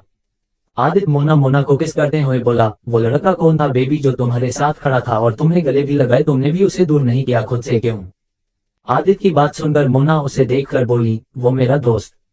लेकिन तभी उसे एहसास हुआ कि आदित्य का हाथ उसके टॉप में चला गया है तो वो हैरान होकर आदित्य को देखने लगती है। आदित्य देख उसके सीने को दबाते हुए उसे वापस जोर जोर से किस करने लगता है। मोना को एहसास हो रहा है कि यह आदमी बहुत ज्यादा जलास फील कर रहा है, लेकिन क्यों? राहुल उसका केवल दोस्त है ना, और वो उसे अपना बॉस बोलता है, उनके बीच ऐसा कुछ नहीं है, फिर क्यों? मोना ये सोच ही रही थी, आदित्य हल्का सा उसके नीचे होठ पर अपने दांत से काट लेता है, जिससे दर्द में उसकी चीख निकल जाता है। रवि जिसे सुनकर गलती से कार के ब्रेक लगा देता है, जिससे मोना और आदित्य को झटका लगता है। आदित्य मोना को कसके अपने बाहों में भरे ही बोला, क्या हुआ रवि, क्या तुम्हारा इस जॉब से मन भर गया है? जिसे सुनकर रवि जल्दी से कार को चालू कर उसे आगे बढ़ाकर बोला, सॉरी बॉस, वो गलती से हुआ। वो भी क्या करे, पीछे सीट से जिस तरह की लेडी बॉस की वो आवाज आई थी ना, उसे सुनकर वो एक पल के लिए भूल गया कि वो कार ड्राइव कर रहा है। मोना जो अभी भी आदित्य की गोद में बैठी थी, वो रवि की बात सुनकर आदित्य को गुस्से से देखकर फिर अपने होठ पर उंगली रखकर उसे छूकर देखती है। फिर से उसे दर्द का एहसास होता है और उसकी उंगली में खून भी लगा था। पूरी फाइट में वो रॉकी उसे चोट नहीं पूछा पाया और इस आदमी ने उसे किस करते हुए चोट पहुंचा दी। सही में प्यार से खतरनाक कुछ नहीं होता है। आदित्य मोना की उंगली पर खून देखकर बोला, ये तुम्हारी सजा थी किसी गैर मर्द के गले लगने के लिए। आज के बाद ऐसा किया ना तो और कड़क सजा दी जाएगी, समझी? मोना आदित्य की बात सुनकर बुरा सा मुंह बनाकर अपना चेहरा दूसरी तरफ करके नम आंखों से बोली, वो सिर्फ मेरा दोस्त था, आपको उसे क्यों जल रहे हैं? और हाँ, उसने मुझे खुशी में गले लगाया, जो आम बात है। जिसे सुनकर आदित्य मोना की गर्दन पर किस करके बोला, जो भी हो, लेकिन मुझे नहीं पसंद कि कोई भी मर्द मेरी वाइफ के करीब आए। जिसे सुनकर मोना गहरी सांस लेती है। इस प्रिया के पति ने उसे परेशान कर रखा और इस लकड़ी की बॉडी इसके करीब होने से काम ही करना बंद कर देती है, वो कुछ नहीं कर सकती है। यही सोच मोना आदित्य के गले लगकर बोली, ओके, मैं अब उसे खुद के पास नहीं आने दूंगा पक्का, बल्कि किसी को भी अपने थोड़े पास भी आने दूंगी। आदित्य, लेकिन प्लीज आप मुझे मत रोको, मैं जो करना चाहती हूँ मुझे करने दीजिए, मैं आपसे वादा करती हूँ आदित्य की कभी आपको धोखा नहीं दूंगी। जिसे सुनकर आदित्य भी उसे कसके बाहों में भर के बोला, ओके, लेकिन तुम खुद का भी ध्यान रखना होगा मेरे और आरव के लिए। ऐसा नहीं था कि आदित्य को प्रिया का फाइट करना पसंद हो, बल्कि वो तो चाहता था कि प्रिया ऐसा ना करे, वो खुद को मुसीबत में मत डाले। लेकिन अगर वो ऐसा करना चाहती है तो उसे अपनी सुरक्षा पहले रखनी होगी, उसके और आरव के लिए। आदित्य की बात सुनकर मोना खुश हो जाती है और आदित्य के गाल पर किस करके बोली, थैंक्स आदित्य, मैं कभी इतनी बड़ी मुसीबत में नहीं डालूंगी पक्का, बस मुझे करने दो जो मैं करना चाहती हूँ, क्योंकि मुझे अपना मकसद पूर्ण करना है। आदित्य कंफ्यूज हो जाता है मोना की बात सुनकर, लेकिन वो उससे उस बारे में नहीं पूछता है, क्योंकि जब प्रिया को लगेगा तो वो उसे बता देगी, बाकी वो करे जो उसे करना है और वो उसके लिए हमेशा खड़ा रहेगा। तभी रवि कार रोक कर बोला, बॉस, आरव बाबा का स्कूल आ गया और हमारे तरफ ही आ रहे हैं भागकर। जिसे सुनकर मोना जल्दी से आदित्य की गोद से उठकर उसके पास बैठ जाती है। तभी आरव भी आदित्य की तरफ कर डोर खोलकर अंदर अपनी मॉम को देखकर खुश होकर बोला, वाह मॉम, आप मुझे लेने भी आई है। मोना मुस्कुराकर हाथ से हिला देती है और अपने दोनों हाथों को ऊपर करके उसे अपने पास आने का इशारा करती है तो आरव जल्दी से कार में अंदर चला जाता है, अपना बैग आदित्य की गोद में रखकर और उसके पैर पर लात रखकर। आदित्य गुस्से से आरव को देखता है जो अपनी मॉम के आगे उसे पूरा इग्नोर कर देता है। हर बार वो मोना के गोद में जाकर बैठ गया था, शैतान लड़का। आदित्य फिर कार का डोर बंद करके बोला चलो, जिसे सुनकर रवि कार को ओबरॉय विला की ओर ले जाता है। मोना आरव के सिर के बालों में हाथ फेरते हुए बोला, हाँ तो मेरे बेटे ने आज स्कूल में क्या क्या किया। जिसे सुनकर आरव एक नजर आदित्य को देख फिर मोना से उसके कान में बोला, मॉम अच्छा एक नई लड़की आई थी मेरी क्लास में, देखने में बहुत खूबसूरत और मस्त थी, मैंने उसे 2 मिनट में दोस्ती कर अपने पास बैठा लिया। आरव की बात सुनकर मोना की आंखें बड़ी बड़ी हो जाती है और आदित्य को देखती है। फिर आरव को ये दोनों बाप बेटे एक से है क्या। आदित्य कंफ्यूज होकर बोला क्या हुआ। जिसे सुनकर मोना और आरव एक दूसरे को देख मुस्कुराने लगते हैं। इस एपिसोड को समझने के लिए पीछे का एपिसोड जरूर सुनने और इसी तरह की और भी रोमांचक स्टोरी को सुनने के लिए हमारे चैनल एसएस एक्सप्लेनर को लाइक और सब्सक्राइब कर लें। अब एपिसोड में आगे। 26 विक्रम का क्या प्लान है मोना के लिए और समीर को चाहिए मौका।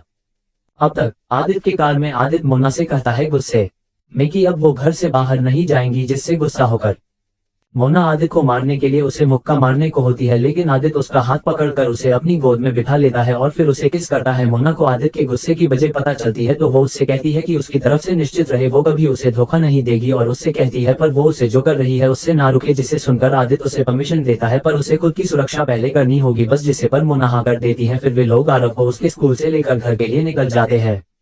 अब आगे एक बड़े से घर के हॉल में वो बूढ़ा व्यक्ति सोफे पर बैठा ड्रिंक ले रहा था और उसके पीछे वही आदमी खड़ा था जो मोना को अपना कार देखकर आया था। तभी बाहर एक कार रुकती है जिसमें से विक्रम टीना कार का आगे डोर खोलकर बाहर आते हैं। फिर पीछे का डोर खोल विनोद, राशि और अगर चश्मे यानी नया लड़का राम बाहर आता है। राशि विक्रम को देखकर बोली जो टीना के पास खड़ा था, पता नहीं बॉस ने हमें इसकी जानकारी नहीं दी, बस इतना बोला था कि बिग बॉस हमारे साथ कोई मीटिंग करना चाहते हैं और क्या पता हो सकता है कि कोई बड़ा केस हमें मिलने वाला हो। विक्रम की बात विनोद खुश होकर बोला, अगर ऐसा तो फिर ठीक है, वैसे कितना टाइम हो गया जब से अपने कोई केस सोल्व नहीं किया मोना के मरने के बाद। जिसे सुनकर कोई कुछ बोलता उससे राम बोला, विनोद सर मोना मैडम पहले हमारे टीम में ही काम करती थी ना। जिसे सुनकर राशि हाँ में सिर हिला देती है, लेकिन विनोद उसे घूर के देखकर बोला, बच्चे आराम से, इतना तेज मत भाग वरना मारा जाएगा।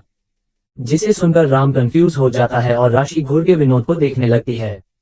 तभी विक्रम बोला, तुम लोग एक दूसरे से मत लड़ो यार, और हाँ राम मोना के बारे में बस एक बात याद रखो कि वो एक गद्दार थी जिसने हमें धोखा दिया और इसलिए उसकी मौत हुई, बस और कुछ नहीं। जिसे सुनकर राम हाँ में सिर हिला देता है तो विक्रम घर के मैंने डोर से अंदर जाने लगता है, जिसके पीछे बाकी लोग भी सभी को अंदर आते हुए देख वो बूढ़ा व्यक्ति अपने हाथ में लिए ड्रिंक के गिलास को कांच की टेबल पर बोला, विक्रम मैं तुम लोगों का इंतजार कर रहा था, और बैठ आप लोग। जिसे सुनकर सभी एक एक से उस बूढ़े आदमी के पैर छूकर उनके पास वाले सोफे पर बैठ जाते हैं आमने सामने। बिग बॉस आपने हमें अचानक क्यों बुलाया, क्या कोई काम था हमारे लिए। विक्रम बोला। जिसे सुनकर वो बूढ़ा व्यक्ति अपने पीछे खड़े आदमी हाथ से इशारा करता है तो वो सामने लगी दीवार पर टीवी को ऑन करके बोला, आप लोग पहले ये वीडियो देखो, मैं आपको काम बताया जाएगा। जिसे सुनकर सभी सामने देखने लगते जहां वही फाइट शुरू होती है जिसमें मोना और रॉकी थे। बस कोई मोना को पहचान नहीं सकता था कि वो वही मोना जिसे उन्होंने मारा, क्योंकि अब वो प्रिया थी। सबसे लोग वो वीडियो देखकर हैरान हो रहे थे कि एक लड़की ने ऐसा कर दिया, रॉकी को हरा दिया। वीडियो खत्म होने के साथ ही विक्रम को छोड़ बाकी चारों लोग मोना के लिए तालियां बजाने लगते हैं। विक्रम थोड़ा कंफ्यूज था क्योंकि इस लड़की फाइट करने का तरीका और बोलने का स्टाइल बहुत हद तक एक जैसा लग रहा था। वाह फ्लश, क्या लड़की यार, एक मुक्के में इसने इसे रॉकी भाई को हरा दिया। हाँ लड़की में कोई बात तो है। विनोद भी शौक से बाहर आकर बोला, जबकि वो लड़की अपने बराबर का नहीं समझता था, लेकिन वो इसकी तारीफ किए बिना नहीं रह पाया। मुझे भी ये लड़की की फाइट करने का तरीका पसंद आया। टीना बोली, मैं तो क्या बोलूं, मुझे तो लड़ना ही भी नहीं आता है, लेकिन ये लड़की बहुत खतरनाक है। राम बोला। जिसे सुनकर राशि हंसते हुए बोली, हाँ बिल्कुल, तुम बस दिमाग से लड़ सकते हैं, वो भी कंप्यूटर से। जिसे सुनकर सभी लोग हंसने लगते हैं। विक्रम तुम कुछ नहीं बोलोगे इस लड़की के बारे में। बूढ़ा व्यक्ति विक्रम को देखकर बोला, जो किसी गहरी सोच में था, और अपने बिग बॉस की बात सुनकर अपनी सोच से बाहर आकर बोला, हाँ ठीक लड़ लेती है। क्या विक्रम, लगता है तुम ज्यादा इम्प्रेस नहीं हुए इस लड़की से। विक्रम हाँ सिर हिलाकर, बिल्कुल सर, क्योंकि ये लड़की रॉकी को इसलिए मार पाई क्योंकि इसने सिर्फ अपने दिमाग का उपयोग किया, बाकी इसकी बॉडी बहुत कमजोर, जो फाइट लायक तो बिल्कुल भी नहीं है। अगर इस लड़की में एक मुक्का रॉकी का पड़ जाता तो ये लड़की शायद उठ भी नहीं पाती। विक्रम अपने कंधे उच्चका का बोला, जिसे सब हैरानी से देख रहे थे। उसे देखकर सब लग रहा था कि उसे ये लड़की में कुछ ज्यादा खास नहीं लगा। तभी वो बूढ़ा व्यक्ति हंसते हुए बोला, विक्रम इसलिए मुझे तुम पसंद हो, तुम हमेशा वो देखते हो जो किसी ने नहीं सोचा, अपने इसकी कमजोरी निकाल दी जो रॉकी नहीं निकाल पाए, इसलिए तुम्हारे लिए ताली तो बनती है। जिसे सुनकर वहां मौजूद सभी लोग विक्रम लिए ताली बजाते हैं। यही बात थी, विक्रम ही इस टीम का लीडर रहा है हमेशा ही। लेकिन बिग बॉस अपने हमें ये वीडियो दिखाई किस लिए, क्या आप इस लड़की को हमारी टीम में शामिल करना चाहते हैं? विक्रम थोड़ा सोचकर बोला, बिल्कुल विक्रम, तुम सभी के लिए यही काम है, किसी भी कीमत पर ये लड़की तुम्हारी टीम होनी चाहिए, वरना फिर। इतना बोल वे रुक जाते हैं, बाकी लोग कंफ्यूज हो जाते हैं, सिर्फ विक्रम को छोड़कर जो हाँ में सिर हिलाकर बोला, ओके बॉस, काम हो जाएगा।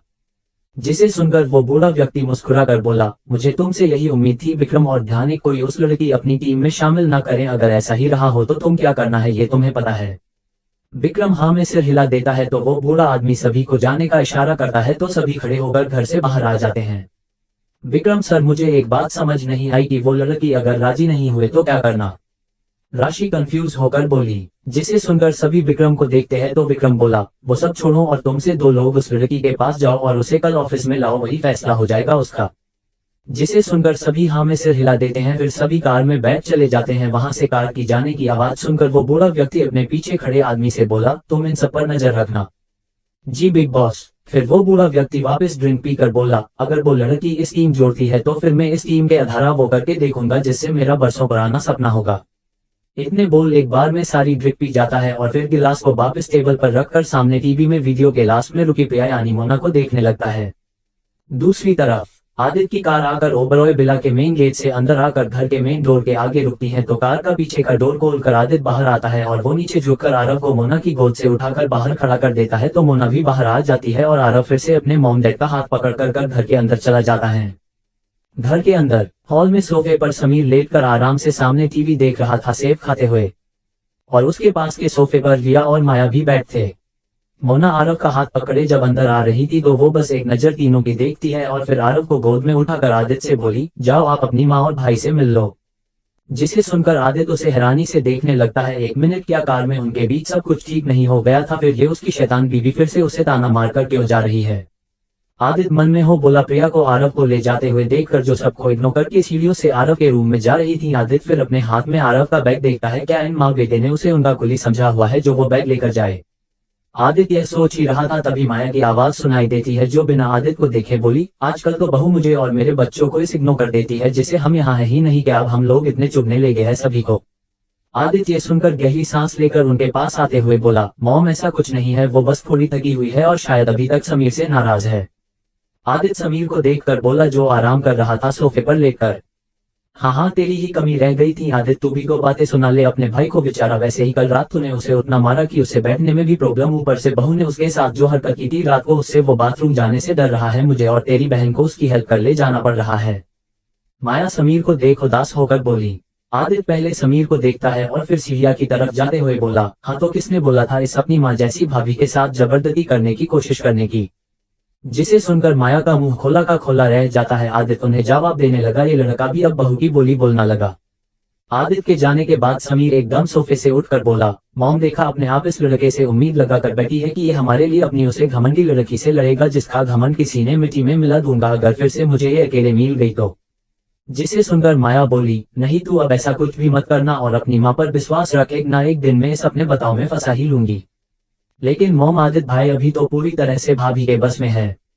रिया थोड़ा सोचकर बोली, हाँ लेकिन ज्यादा समय तक नहीं रहेगा वो आदित्य, उसे मैंने पाला है, देखना वो एक दिन वापस मेरे पास आएगा।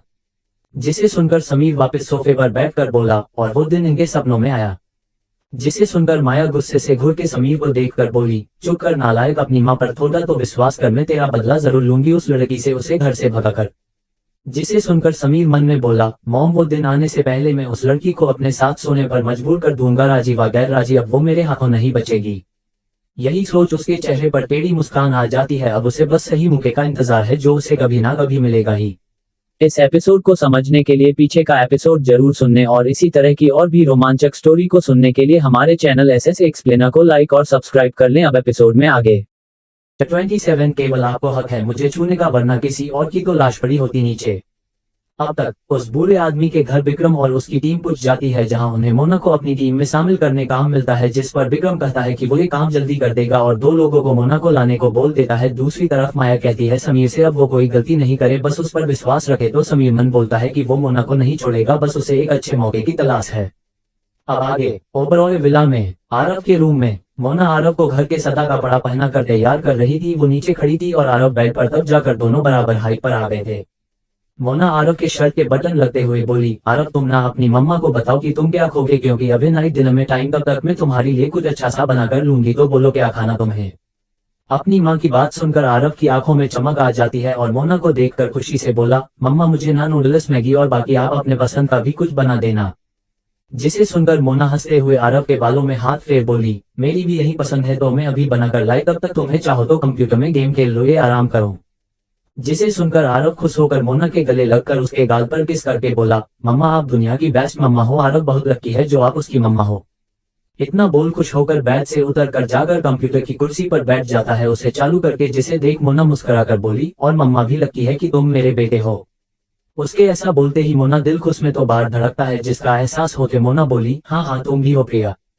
इतना बोल वो पलट कर मुस्कुरा कर रूम से बाहर निकलकर सीढ़ियों से किचन की तरफ जाने लगती है, और जिसे देख आदित्य जो सदा कपड़े पहने अपने रूम से आरव के तरफ जा रहा था, वो प्रिया को सीढ़ियों से उतरकर किचन की तरफ जाता देखकर वो भी फिर उस तरफ चला जाता है। मोना जब किचन में आती है तो वो देखती है कि सुषमा आंटी कुछ काम कर रही थी किचन में। जिसे देखकर मोना बोली, आंटी मुझे आरव के लिए कुछ बनना है, टेस्टी तो मैं बना लूं। जिसे सुनकर सुषमा आंटी मुस्कुरा कर बोली, बिल्कुल मैडम, ये आपका ही घर है और आपकी ही किचन है, और भला आपको कौन रोक सकता है, वैसे आपको क्या बनाना है मैं बना देती हूँ। नहीं नहीं आंटी, आपको परेशान होने की जरूरत नहीं है, और वैसे भी आपको सबके लिए डिनर भी तैयार करना होता है, तो आप अपना काम करो और बना लूंगी, वैसे भी 2 मिनट में मैगी बन जाएंगी। जिसे सुनकर सुषमा आंटी मुस्कुरा कर हाँ में सिर हिला देती है और मोना मैगी और नोट्स बनाने लगती है सुषमा आंटी की मदद से, जो उसे बता रही थी कौन सी चीज कहाँ रखी है। तभी सुषमा आंटी की नजर आदित्य पर पड़ती है, जो किचन के डोर के पास खड़ा प्रिया को देख रहा था। जिसे देख वे कुछ बोलती उससे पहले आदित्य उन्हें चुप रहने का इशारा करता है अपने होठों पे उंगली रखकर, तो सुषमा आंटी मुस्कुराकर हाँ में सिर हिलाकर मोना से बोली, मैडम मैं अभी आई। मोना हाँ में सिर हिला देती है तो सुषमा आंटी मुस्कुराकर किचन से चली जाती है। उनके जाते ही आदित्य बहुत धीरे धीरे कदमों से मोना के पास जाने लगता है, और मोना का पूरा ध्यान इस समय नूडल्स बनाने पर था। तभी कोई उसे बिल्कुल उसी तरह पीछे से बाहों में भरता है, जिसे कल रात समीर कर रहा था। जिसका एहसास होते ही मोना के चेहरे के भाव एकदम से चेंज हो जाते हैं और उसके हाथ की पकड़ चाकू पर कस जाती है। आदित्य मोना को पीछे से पूरी तरह बाहों में भर पाता उससे पहले मोना एकदम से पीछे पलट कर आदित्य की गर्दन पर चाकू रख बोली, अब तुम्हें मेरे हाथों समीर। लेकिन वो जब समीर की जगह आदित्य को देखती है, जो शौक में किसी मूर्ति की तरह खड़ा रह गया था, अपनी आंखें बड़ी बड़ी करे, तो मोना राहत की सांस लेकर बोली, अरे आप हो, मुझे लगा वो कमीना है। इतना बोल मोना वापस मोड़कर मैगी के लिए प्याज काटने लगती है। आदित्य अपने गले पर हाथ रखकर बोला, आपने मुझे मार ही दिया होता। जिसे सुनकर मोना हंसते हुए बोली, आपके काम ही ऐसा था, वो अच्छा हो मैंने चाकू चलाने से पहले आपको देख लिया, वरना मुझे जितना गुस्सा आया था कि समीर तो नहीं, उस हिसाब से देखा जाए तो आपकी गर्दन नीचे खड़ी होती। जिसे सुनकर आदित्य अपने माथे से पसीना साफ करके बोला, यार तुम तो बहुत खतरनाक हो, आगे से मुझे थोड़ा सावधानी से तुम्हारे पास आना होगा। हाँ यही सही होगा, और मैं तो बोलती हूँ कि आप भी मूड से दूर रहा करो, वरना किसी दिन में मूड खराब हुआ तो फिर क्या होगा, उसकी गारंटी मैं नहीं दे सकती, समझे आप। मोना अपनी हंसी कंट्रोल करके बोली, और वो पलट कर आदित्य को देखती है जो शॉप में खड़ा था। आदित्य फिर कुछ सोच कर बोला, वो मुझे कुछ काम याद आ गया। इतना बोल वो पतली गली से जाने को होता है, तो मोना जल्दी से उसका हाथ पकड़कर बोली, अरे अरे आप तो डर गए। नहीं नहीं, मैं बस अपना ऑफिस का काम करने जा रहा हूँ। जिसे सुनकर मोना मुस्कुराकर आदित्य के करीब आकर उसके माथे से पसीना साफ करके बोली, अरे आप इतना क्यों डर गए, मैं बस मजाक कर रही थी, वैसे भी मुझे आपके पीछे से छूते ही एहसास हो चुका था कि आप हो। समीर के छूने में मुझे गंदा सा एहसास होता है, लेकिन आपके करीब आने से मेरे दिल की धड़कन तेज हो जाती है, और वैसे भी केवल आपको ही हक है मुझे छूने का, वरना कोई और की लाश पड़ी होती नीचे। मोना अपने चेहरे पर टेढ़ी मुस्कान लाकर बोली, और फिर वापस पलट कर बोली, अच्छा आप जाओ, मैं आपके लिए बना कर लाती हूँ, आपको भी थोड़ी भूख तो लगी रही होगी तो आरव के पास। इतना बोल वो मैगी भी बनाना लगती है। आदित्य जो पहले डरा हुआ था, जब वो अपनी वाइफ की बात सुनता है कि केवल वो ही उसे छू सकता है, तो उसकी दिल की धड़कन तेज हो जाती है, और आसपास देखकर फिर से हिम्मत कर मोना को कमर से पकड़ उससे पीछे से बाहों में भरकर बोला, वैसे मुझे भूख तो बहुत तेज लगी बेबी, लेकिन खाने की नहीं बल्कि किसी और चीज की, और मेरी एक भूख तुम ही मिटा सकती हो। इतना बोल वो उसके कंधे पर सिर रख लेता है। मोना आदित्य की बात सुनकर कंफ्यूज होकर बोली, खाने की तो किस चीज की भूख लगी है आपको, और मैं कैसे। लेकिन इतना बोल उसे आदित्य के कहने का मतलब समझ आया और वो पहले तो उसकी आंखें शौक से बड़ी बड़ी हो जाती है और उसकी दिल की धड़कन तेज हो जाती है। मोना फिर आदित्य के हाथों अपने कमर से हटाने की कोशिश करते हुए बोली, आदित्य कोई देख लेगा और प्लीज आप जाओ यहाँ से, मुझे काम करने दो। मोना अपने चेहरे पर आ रहे शर्म के भाव को छुपाकर बोली। मोना के ऐसा करने और उसकी बात सुनकर आदित्य उसे कंधे से पकड़कर अपनी तरफ मुड़कर बोला, बेबी मेरी भूख बहुत तेजी से बढ़ रही है, प्लीज इस रोको। इतना बोल वो एकदम से मोना के होठों पर टूट पड़ता है। मोना जो उसकी बात सुनकर उसके आंखों में देख रही थी, वो आदित्य को एकदम से ऐसा करने से अपनी आंखें बड़ी बड़ी कर लेती है। उसका दिल खुशी से धड़कने लगता है और उसकी बॉडी काम करना बंद कर देती है। वो बस अब आदित्य को खुद को किस करते हुए देख रही थी। आदित्य मोना को किस करते हुए उसकी कमर पर हाथ रख उसे खुद से चिपकाए हुआ था। मोना बस बही से खड़ी रहती है। वो बदले में आदित्य को किस नहीं कर रही थी, पता नहीं क्यों, लेकिन वो उसका साथ नहीं दे पा रही थी, जिसकी वजह शायद ये थी कि वो प्यार नहीं करती थी आदित्य को। वो उसके प्रिया की बॉडी है, इसलिए आदित्य उसके साथ कुछ भी कर सकता है। वो उसे नहीं रोक सकती थी, लेकिन बदले में वो भी उसे प्यार करे ये उससे शायद कभी ना हो पाए, जिसकी वजह कहीं ना कहीं विक्रम था, जिससे उसे धोखा दिया था और यही वजह उसे आदित्य को बदले में प्यार करने से रोक रही थी। आदित्य को भी इस चीज का एहसास हो रहा था कि प्रिया अब उसे पहले की तरह प्यार नहीं कर रही है, लेकिन फिर भी वो उसे किस कर रहा था, क्योंकि उसे विश्वास था कि किसी ना किसी दिन प्रिया फिर से उस पर विश्वास कर प्यार करेगी। दोनों ये सोच ही रहे थे, तभी मोना की नाक में कुछ जलने की बदबू आने लगती है, जिसे महसूस कर मोना को कुछ याद आता है और वो एक झटके से आदित्य को खुद से दूर करके बोली, मेरी मैगी। इतना बोल वो पलट कर देखती है तो अपनी मैगी की हालत देख वो जल्दी से गैस बंद कर देती है। आदित्य अपनी बेबी के ऐसा करने से पहल कंफ्यूज, फिर उसकी बात सुनकर उसकी आंखें भी बड़ी बड़ी हो जाती है। सॉरी वो मैं। तभी मोना गुस्से में पलट कर आदित्य को देखकर बोली, चुप, एकदम चुप और निकल जाओ यहाँ से, वरना मैं आपका खून कर दूंगी। मोना आदित्य को चाकू दिखाकर बोली। तो आदित्य डरते हुए हाँ में सिर हिलाकर बोला, ओके ओके मैं जा रहा हूँ और आरव के रूम में इंतजार कर रहा हूँ तुम्हारी मैगी नूडल्स का। जिसे सुनकर मोना चिढ़ते हुए बोली, हाँ ये जली हुई मैगी आप ही खाना, मैं अपने बेटे के लिए दूसरी बनाकर लाऊंगी। इतना बोल उस जली मैगी को साइड में रखकर दूसरी मैगी बनाने लगती है और आदित्य बुरा सा मुंह बनाकर चला जाता है, क्या यार उसे जली हुई मैगी खानी होगी। कुछ देर बाद आदित्य आरव के साथ वीडियो गेम खेल रहा था, तभी मोना अपने हाथों में एक बड़ी सी प्लेट लेकर आते हुए बोली, आरव ये लो बेटे को। थोड़ा रुको मम्मा, बस गेम लास्ट पर चल रहा है, मुझे डैड को हराना है। आरव अपनी कार को भागते हुए बोला तेजी से, जिसके थोड़ी दूरी पर आदित्य अपनी कार भागते हुए बोला, बेटा मैं तेरा बाप हूँ और मुझे हराना तेरे बस की बात नहीं है। मोना दोनों की बात सुनकर अपने हाथ में ली मैगी की प्लेट को बेड पर रख फिर उसमें अपनी वाली कटोरी उठाकर उसमें मैगी खाते हुए आरव और आदित्य पीछे खड़े होकर बड़ी सी टीवी में देखती है, जहां आदित्य की ब्लैक कार और आरव के ब्लू कार में रेस हो रही थी। तभी आदित्य मोना को एक शैतान मुस्कान पास करता है, जिसे देख मोना की आंखें बड़ी बड़ी हो जाती है और आरव को बचने को बोल पाती। तब तक तो आदित्य अपनी कार से आरव की कार साइड से टक्कर मारता है, जिससे आरव की कार खाई में जाकर गिरती है। जिसे देख आरव रोते हुए बोला, डैड आपने मेरे साथ चीटिंग की है, वरना मैं जीत जाता। मोना भी आदित्य को गुस्से से घूरने लगती है, जो मुस्कुरा कर बोला, जीत जीत होती है, चाहे वो कैसे भी मिले समझे। जिसे सुनकर आरव मोना से बोला, मम्मा आपने देखा ना इन्होंने क्या किया। इतना बोल वो रोने लगता है। इस एपिसोड को समझने के लिए पीछे का एपिसोड जरूर सुनने और इसी तरह की और भी रोमांचक स्टोरी को सुनने के लिए हमारे चैनल एसएस एक्सप्लेनर को लाइक और सब्सक्राइब कर लें। अब एपिसोड में आगे। 21 काल देव और मैं नहीं कर सकती आदित्य को खुद से दूर।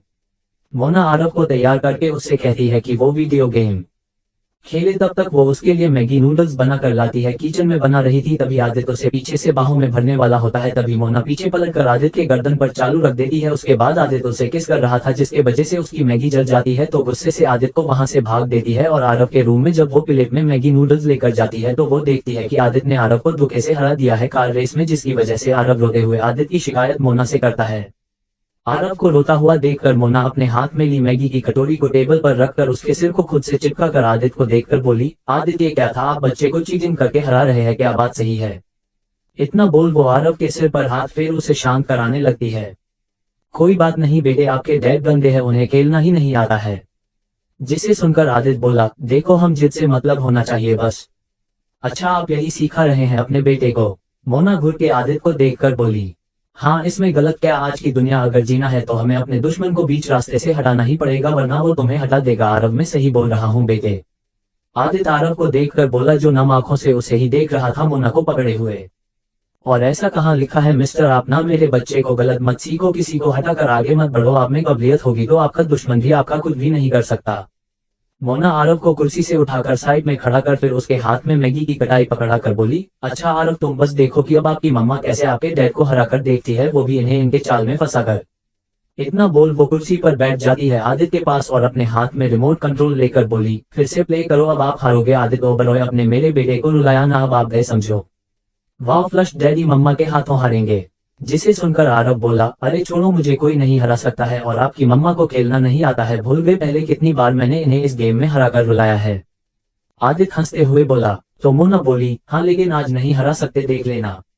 ओके देखते हैं। इतना बोल वो प्ले का बटन दबा देता है तो वे दोनों कार जो खड़ी थी ब्लैक और ब्लू, वे दोनों भागना शुरू कर देती हैं।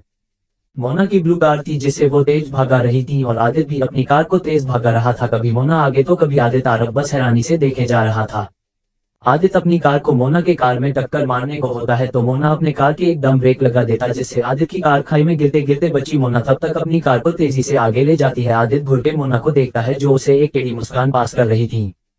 आरव खुश होकर बोला, वाह मम्मा जीत रहे हैं और चीटिंग डैड हार रहे हैं।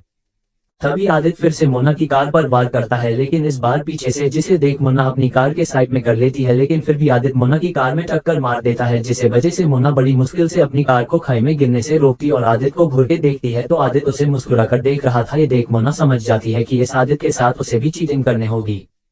यही सोच वो अपने माथे से पसीना साफ करके अपने टॉप के बटन खोल लेती है जिससे उसकी आदित्य जब मोना को देखता है तो उसकी नजर केवल मोना के सीने पर रोक जाती है। फिर क्या था, आदित्य चाहकर अपना फोकस गेम पर नहीं रख पा रहा था और अगर मोना इस गेम को बड़ी आसानी से जीत जाती है और आदित्य बस देखता है रह जाता है। कंप्यूटर स्क्रीन पर बड़े बड़े शब्दों में लिखा हुआ आता है, विनर ट्रॉफी आरव। जिसे देख आरव खुशी में मैगी खाते हुए नाचने लगता है। ओए होए मैं जीत गया, डैडी हार गए, I the winner trophy. Mona मुस्कुराकर अपने टॉप को बंद कर देती है जिसे आदित्य अभी भी घुरे जा रहा था, जिससे आदित्य होश में आकर बोला, नहीं नहीं ये चीटिंग है, साफ साफ मेरे साथ धोखा हुआ। जिसे सुनकर मोना मुस्कुराकर बोली, अच्छा तो फिर बताओ मुझे, मैंने क्या चीटिंग की गेम में। आरव भी आदित्य को देख रहा था तो आदित्य उसके सामने नहीं वो बोल पा रहा था कि उसकी शैतान बीवी ने उसकी कमजोरी का फायदा उठा है, तभी वो उसे हरा पाया।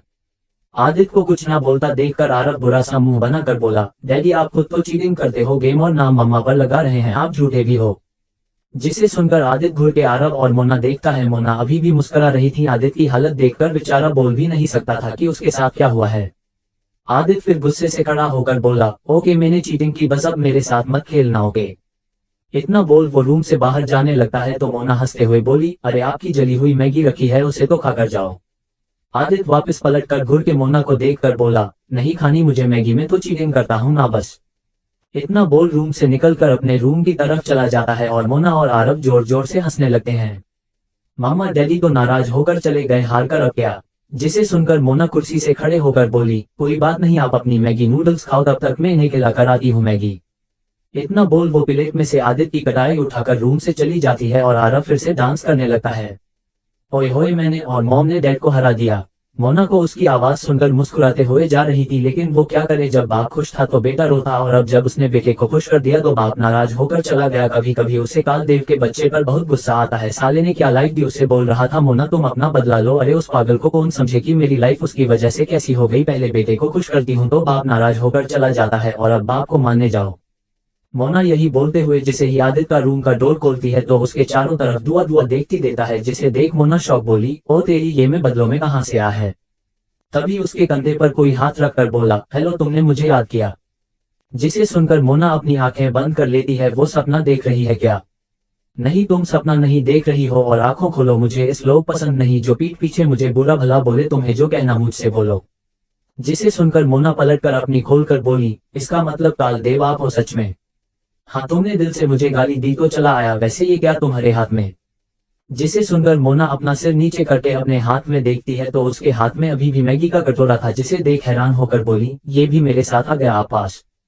कालदेव मोना के हाथ से वो कटोरा लेकर उसे अपने नाक के पास लाकर बोले, वाह क्या बात है, ये इसमें तो बहुत अच्छा सुगंध आ रही है। इतना बोल वो एक चम्मच मैगी खा लेते हैं जब तक मोना उन्हें रोकती। अरे वो आदित्य के लिए थी, आपने क्यों खा रहे हैं। मोना हैरान होकर बोली।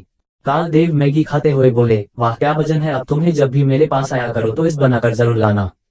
जिसे सुनकर मोना गहरी सांस लेकर बोली, नहीं आप पहले मुझे ये बातों की, मुझे जब अपने दुश्मनों से बदला लेना था तो मुझे फैमिली देने की क्या जरूरत थी, इससे मेरा ध्यान खराब हो रहा है, मैं इन बाप बेटों को ही खुश करती रहूंगी तो अपने दुश्मनों से बदला कब लूंगी। जिसे सुनकर कालदेव मैगी खाते हुए बोले, अच्छा तो क्या तुम्हें अपना पति और बेटा पसंद नहीं आए क्या मोना। मोना सोचकर बोली, ऐसा नहीं है आरव, मुझे बहुत पसंद उसके साथ टाइम का पता नहीं चलता है और वो जब माँ बोलता है तो मैं सब भूलकर उसे अपने सीने से लगा लेती है। मोना आरव के बारे में सोचकर बोली, अच्छा और आदित्य वो कैसा लगा तुम्हें? काले देव लास्ट चम्मच खाकर वापस खाली कटोरा मोना के हाथ में पकड़ाकर बोले।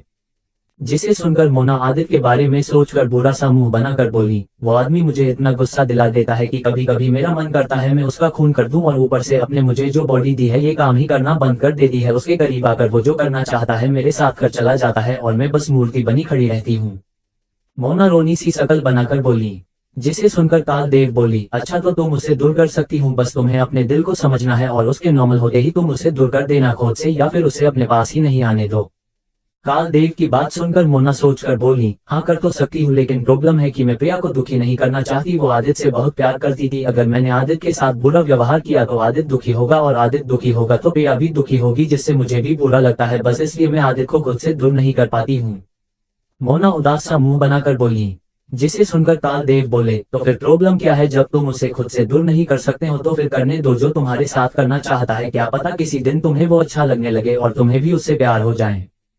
जिसे सुनकर मोना जल्दी से ना में सिर हिलाकर बोली, नहीं नहीं ऐसा कभी नहीं, मैं और प्यार कभी नहीं, एक बार प्यार किया था, बदले में मुझे क्या मिला? आज मैं किसी और के शरीर में, वो उस आदमी के वजह से जिससे मैंने आंखें बंद कर प्यार किया था।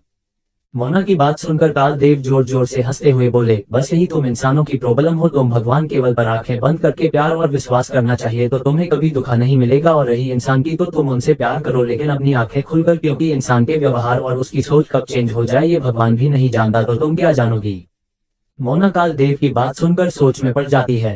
तभी काल देव बोले, अच्छा तुम्हें एक बात बतानी थी कि तुम्हारे दुश्मन फिर से तुम्हारे पास आने वाले, जल्दी तो थोड़ा संभल कर।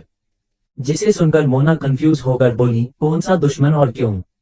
लेकिन उसके इतना बोलते हैं वो वापस आदित्य के रूम के डोर पास आ जाती है। उसने डोर खोल दिया था और उसके हाथ में मैगी का कटोरा था और उसमें मैगी भी थी। जिसे देख बोला, क्या मैं सपना देख रही थी? ये मैगी तो काल देव ने। इतना बोल सोच में पड़ जाती है। तभी उसके कानों में आदित्य की आवाज आती है, जो बेड पर बैठकर लैपटॉप पर काम कर रहा था, पर डोर खोलने की आवाज सुनकर डोर की तरफ देखता है तो प्रिया को देखकर फिर उसकी नजर उसके हाथ में लिए कटोरे पर जाती है, जिसे देखकर उसे दिल से अच्छा लगता है कि उसकी वाइफ को उसके नाराज होने से फर्क पड़ता है। लेकिन प्रिया को अभी भी वहीं खड़ा देखकर वो बोला, क्या मैंने मना किया था मुझे नहीं खाना मैगी, तो फिर तुम क्यों लाए?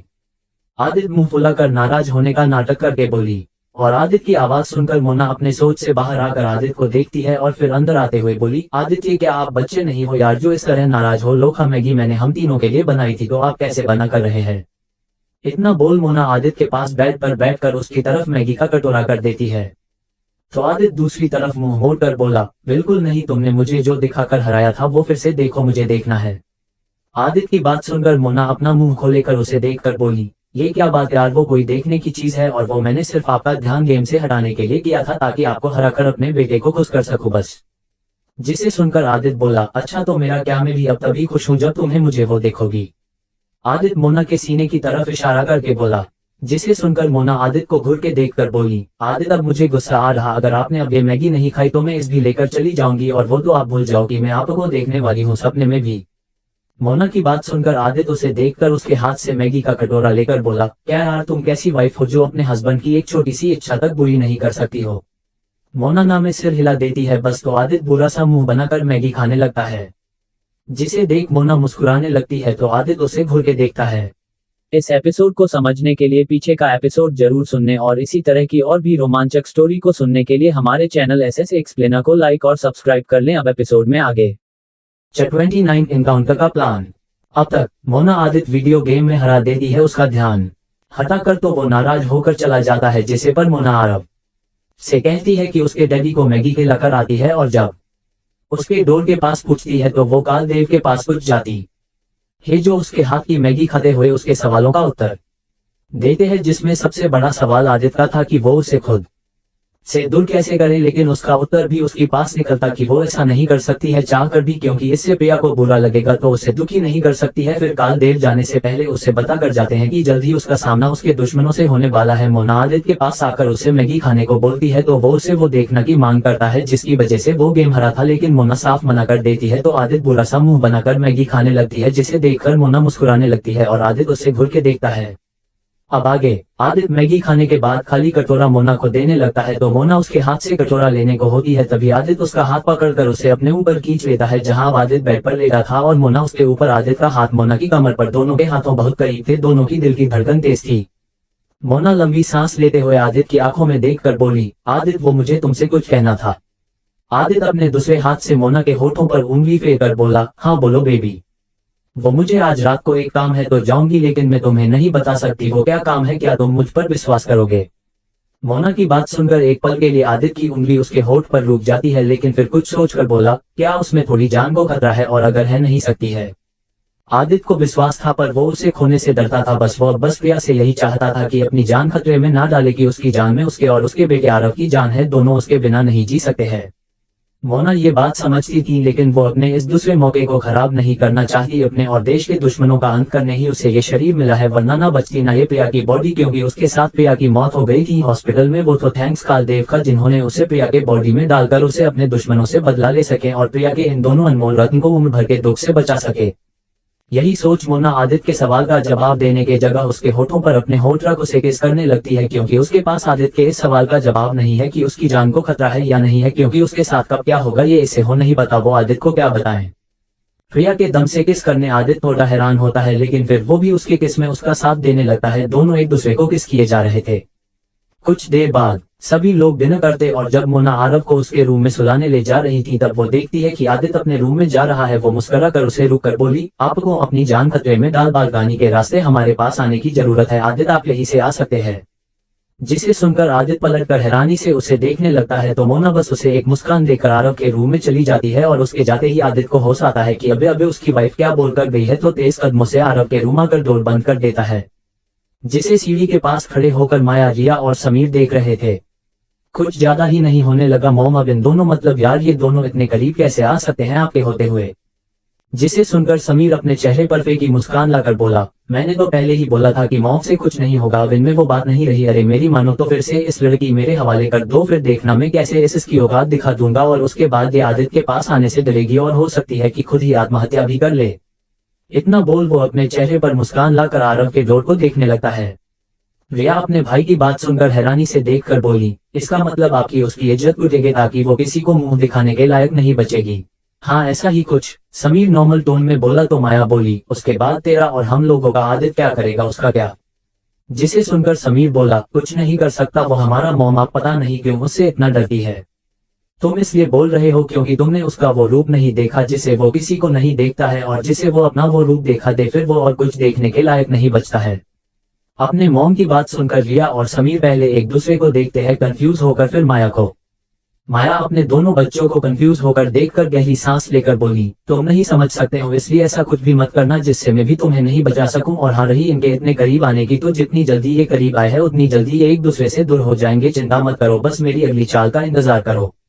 इतना बोल माया अपने रूम में चली जाती है और रिया और समीर एक दूसरे को देख गहरी सांस लेते हैं और अपने अपने रूम में चले जाते हैं। पता नहीं वो दिन आएगा भी या नहीं। आरव के रूम में मोना आरव खुद के चिपका कर सुला रही थी और आदित्य उसके दूसरी तरफ लेटा था। कुछ देर बाद वो देखता है आरव सो चुका है तो वो अपनी बीवी के करीब आकर उसे पीछे से अपने बाहों में भर लेता है, जिसका एहसास होते ही मोना मुस्कुराकर बोली, क्या हुआ, नींद नहीं आ रही है क्या। आदित्य के मुंह से बस हम ही निकलती है तो मोना बोली, फिर देर कैसे, बात की लाइट बंद कर दीजिए ताकि मैं आपको भी सुला दूं। जिसे सुनकर आदित्य हैरानी से उसे अपने तरफ मुड़ कर देखता है तो उसके गाल पर हाथ रखकर बोली, क्या हुआ, क्या आपको नहीं सुना है। आरव की तरह गहरी नींद में आदित्य जल्दी से हाँ में सिर हिला देता है और उठकर पूरी लाइट बंद करने लगता है तो मोना के चेहरे पर मुस्कान आ जाती है। सभी लाइट बंद करके के बाद आदित्य मोना के पास आ जाता है तो मोना बोली, लेकिन धीरे से, आरव की नींद नहीं खुलनी चाहिए। आदित्य हाँ में सिर हिला कर देता है और अपने कपड़े निकाल देता है। फिर मोना के इसके बाद वो उसके ऊपर आकर धीरे से उसके अंदर प्रवेश करता है तो मोना को हल्का सा दर्द होता है, जिसका एहसास होते वो अपने मुंह पर हाथ रख लेती है, दूसरे हाथ से आरव के सिर पर हाथ रख लेती है ताकि वो उठे नहीं। आदित्य धीरे धीरे से शुरू हो जाता है और कुछ देर बाद वो खत्म होकर उसके ऊपर ही लेट जाता है। थक कर तो मोना उसके सिर पर किस कर देती है और उसके चेहरे पर टेढ़ी मुस्कान थी। यह जरूरी था, वरना आदित्य उसके जाने के समय जरूर उठ जाता और शायद उसे रोकता भी, लेकिन अब तो सवाल ही नहीं उठता है। आदित्य अब इतनी गहरी नींद चला जाएगा कि उसे सुबह तक होश नहीं आएगा, जब तक आएगा तब तक वो वापस भी आएगा। यही सोचकर वो मुस्कुराकर आदित्य के सिर पर हाथ फेरने लगती है, जिसे वो आरव के सुला रही थी। मोना किसी को अपने मकसद के बीच में नहीं आने दे सकती थी, चाहे फिर उसे कुछ भी करना पड़े। अब ये दोनों की लंबी गहरी सांसों की मोना की कानों में आ रही थी। मोना आदित्य के फोन में टाइम देखती है तो अभी 11 बजे थे, 2 घंटे वो भी सो सकती है। यही सोच वो भी अपनी आंखें बंद कर लेती है। रात के 1 बजे ओबरॉय विला के आगे एक बाइक आकर रुकती है और उसे पर बैठा लड़का इस बड़े से घर को देखकर बोला, वाह फ्लश यार, बॉस कितने बड़े घर में रहती है यार, इनका शरीर ही नहीं किस्मत भी चेंज हो गई है। तभी घर का मेन डोर खोलकर एक लड़की उस बाइक वाले के पास आकर बोली, क्या तुम मेरे घर को नजर लगा रहे हो? जिसे सुनकर और उसे लड़की को देखकर राहुल बोला, नहीं बॉस, मैं तो बस देख रहा था, आपका घर किसी राजमहल जैसा है। तभी मोना उसके सिर हल्का सा मार कर बोली, बस कर कितना घुरेगा, और अब पीछे हट, बाइक में ही चलूंगी, तू बस मुझे बता कि वे लोग कहाँ हैं और कैसे हैं। जिसे सुनकर राहुल पीछे हो जाता है तो मोना आगे बाइक पर बैठकर उसे चालू कर आगे बढ़ा देती है। राहुल मोना से बोला, बॉस एक बुरी खबर है उन लोगों को लेकर। क्या खबर है, वो ठीक तो है ना? मोना बाइक को भागते हुए बोली, अभी है पर सिर्फ 1 घंटे ही। जिसे सुनकर मोना बोली, राहुल मुझे साफ साफ बात, क्या बात है?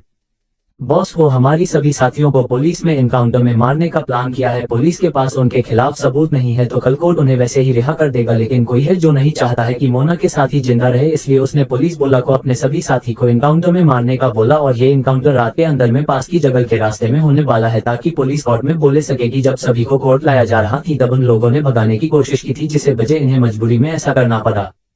राहुल की बात सुनकर मोना शॉक होकर एकदम बाइक के ब्रेक लगा रोक कर बोली, क्या मतलब, अभी तक तो वे लोग हमारे सभी साथियों को लेकर निकल गया होंगे।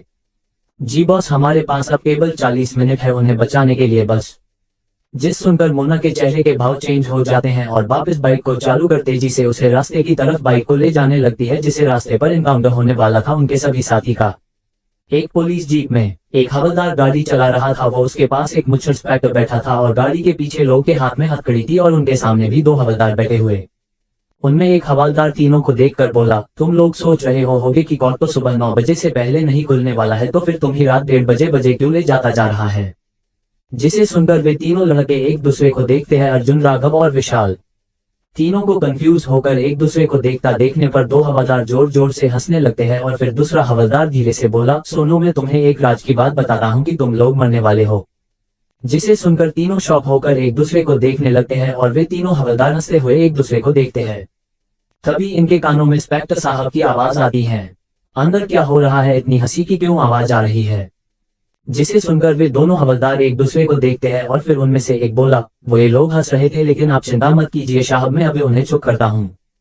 जिसे सुनकर वो इंस्पेक्टर की थोड़ा आवाज आए, अरे रहने दो, बेचारे को वैसे भी टाइम नहीं बचा, तो उन्हें खुशी खुशी जाने दो ना। जी साहब, जी साहब। इंस्पेक्टर की बात सुनकर दोनों हवलदार बोले। अर्जुन और राघव के चेहरे पर बहुत ज्यादा डर के भाव आ गए थे। विशाल नॉर्मल था, शायद इसलिए क्योंकि जब उनकी बॉस ही नहीं रही तो वो जीकर क्या करेगा भला।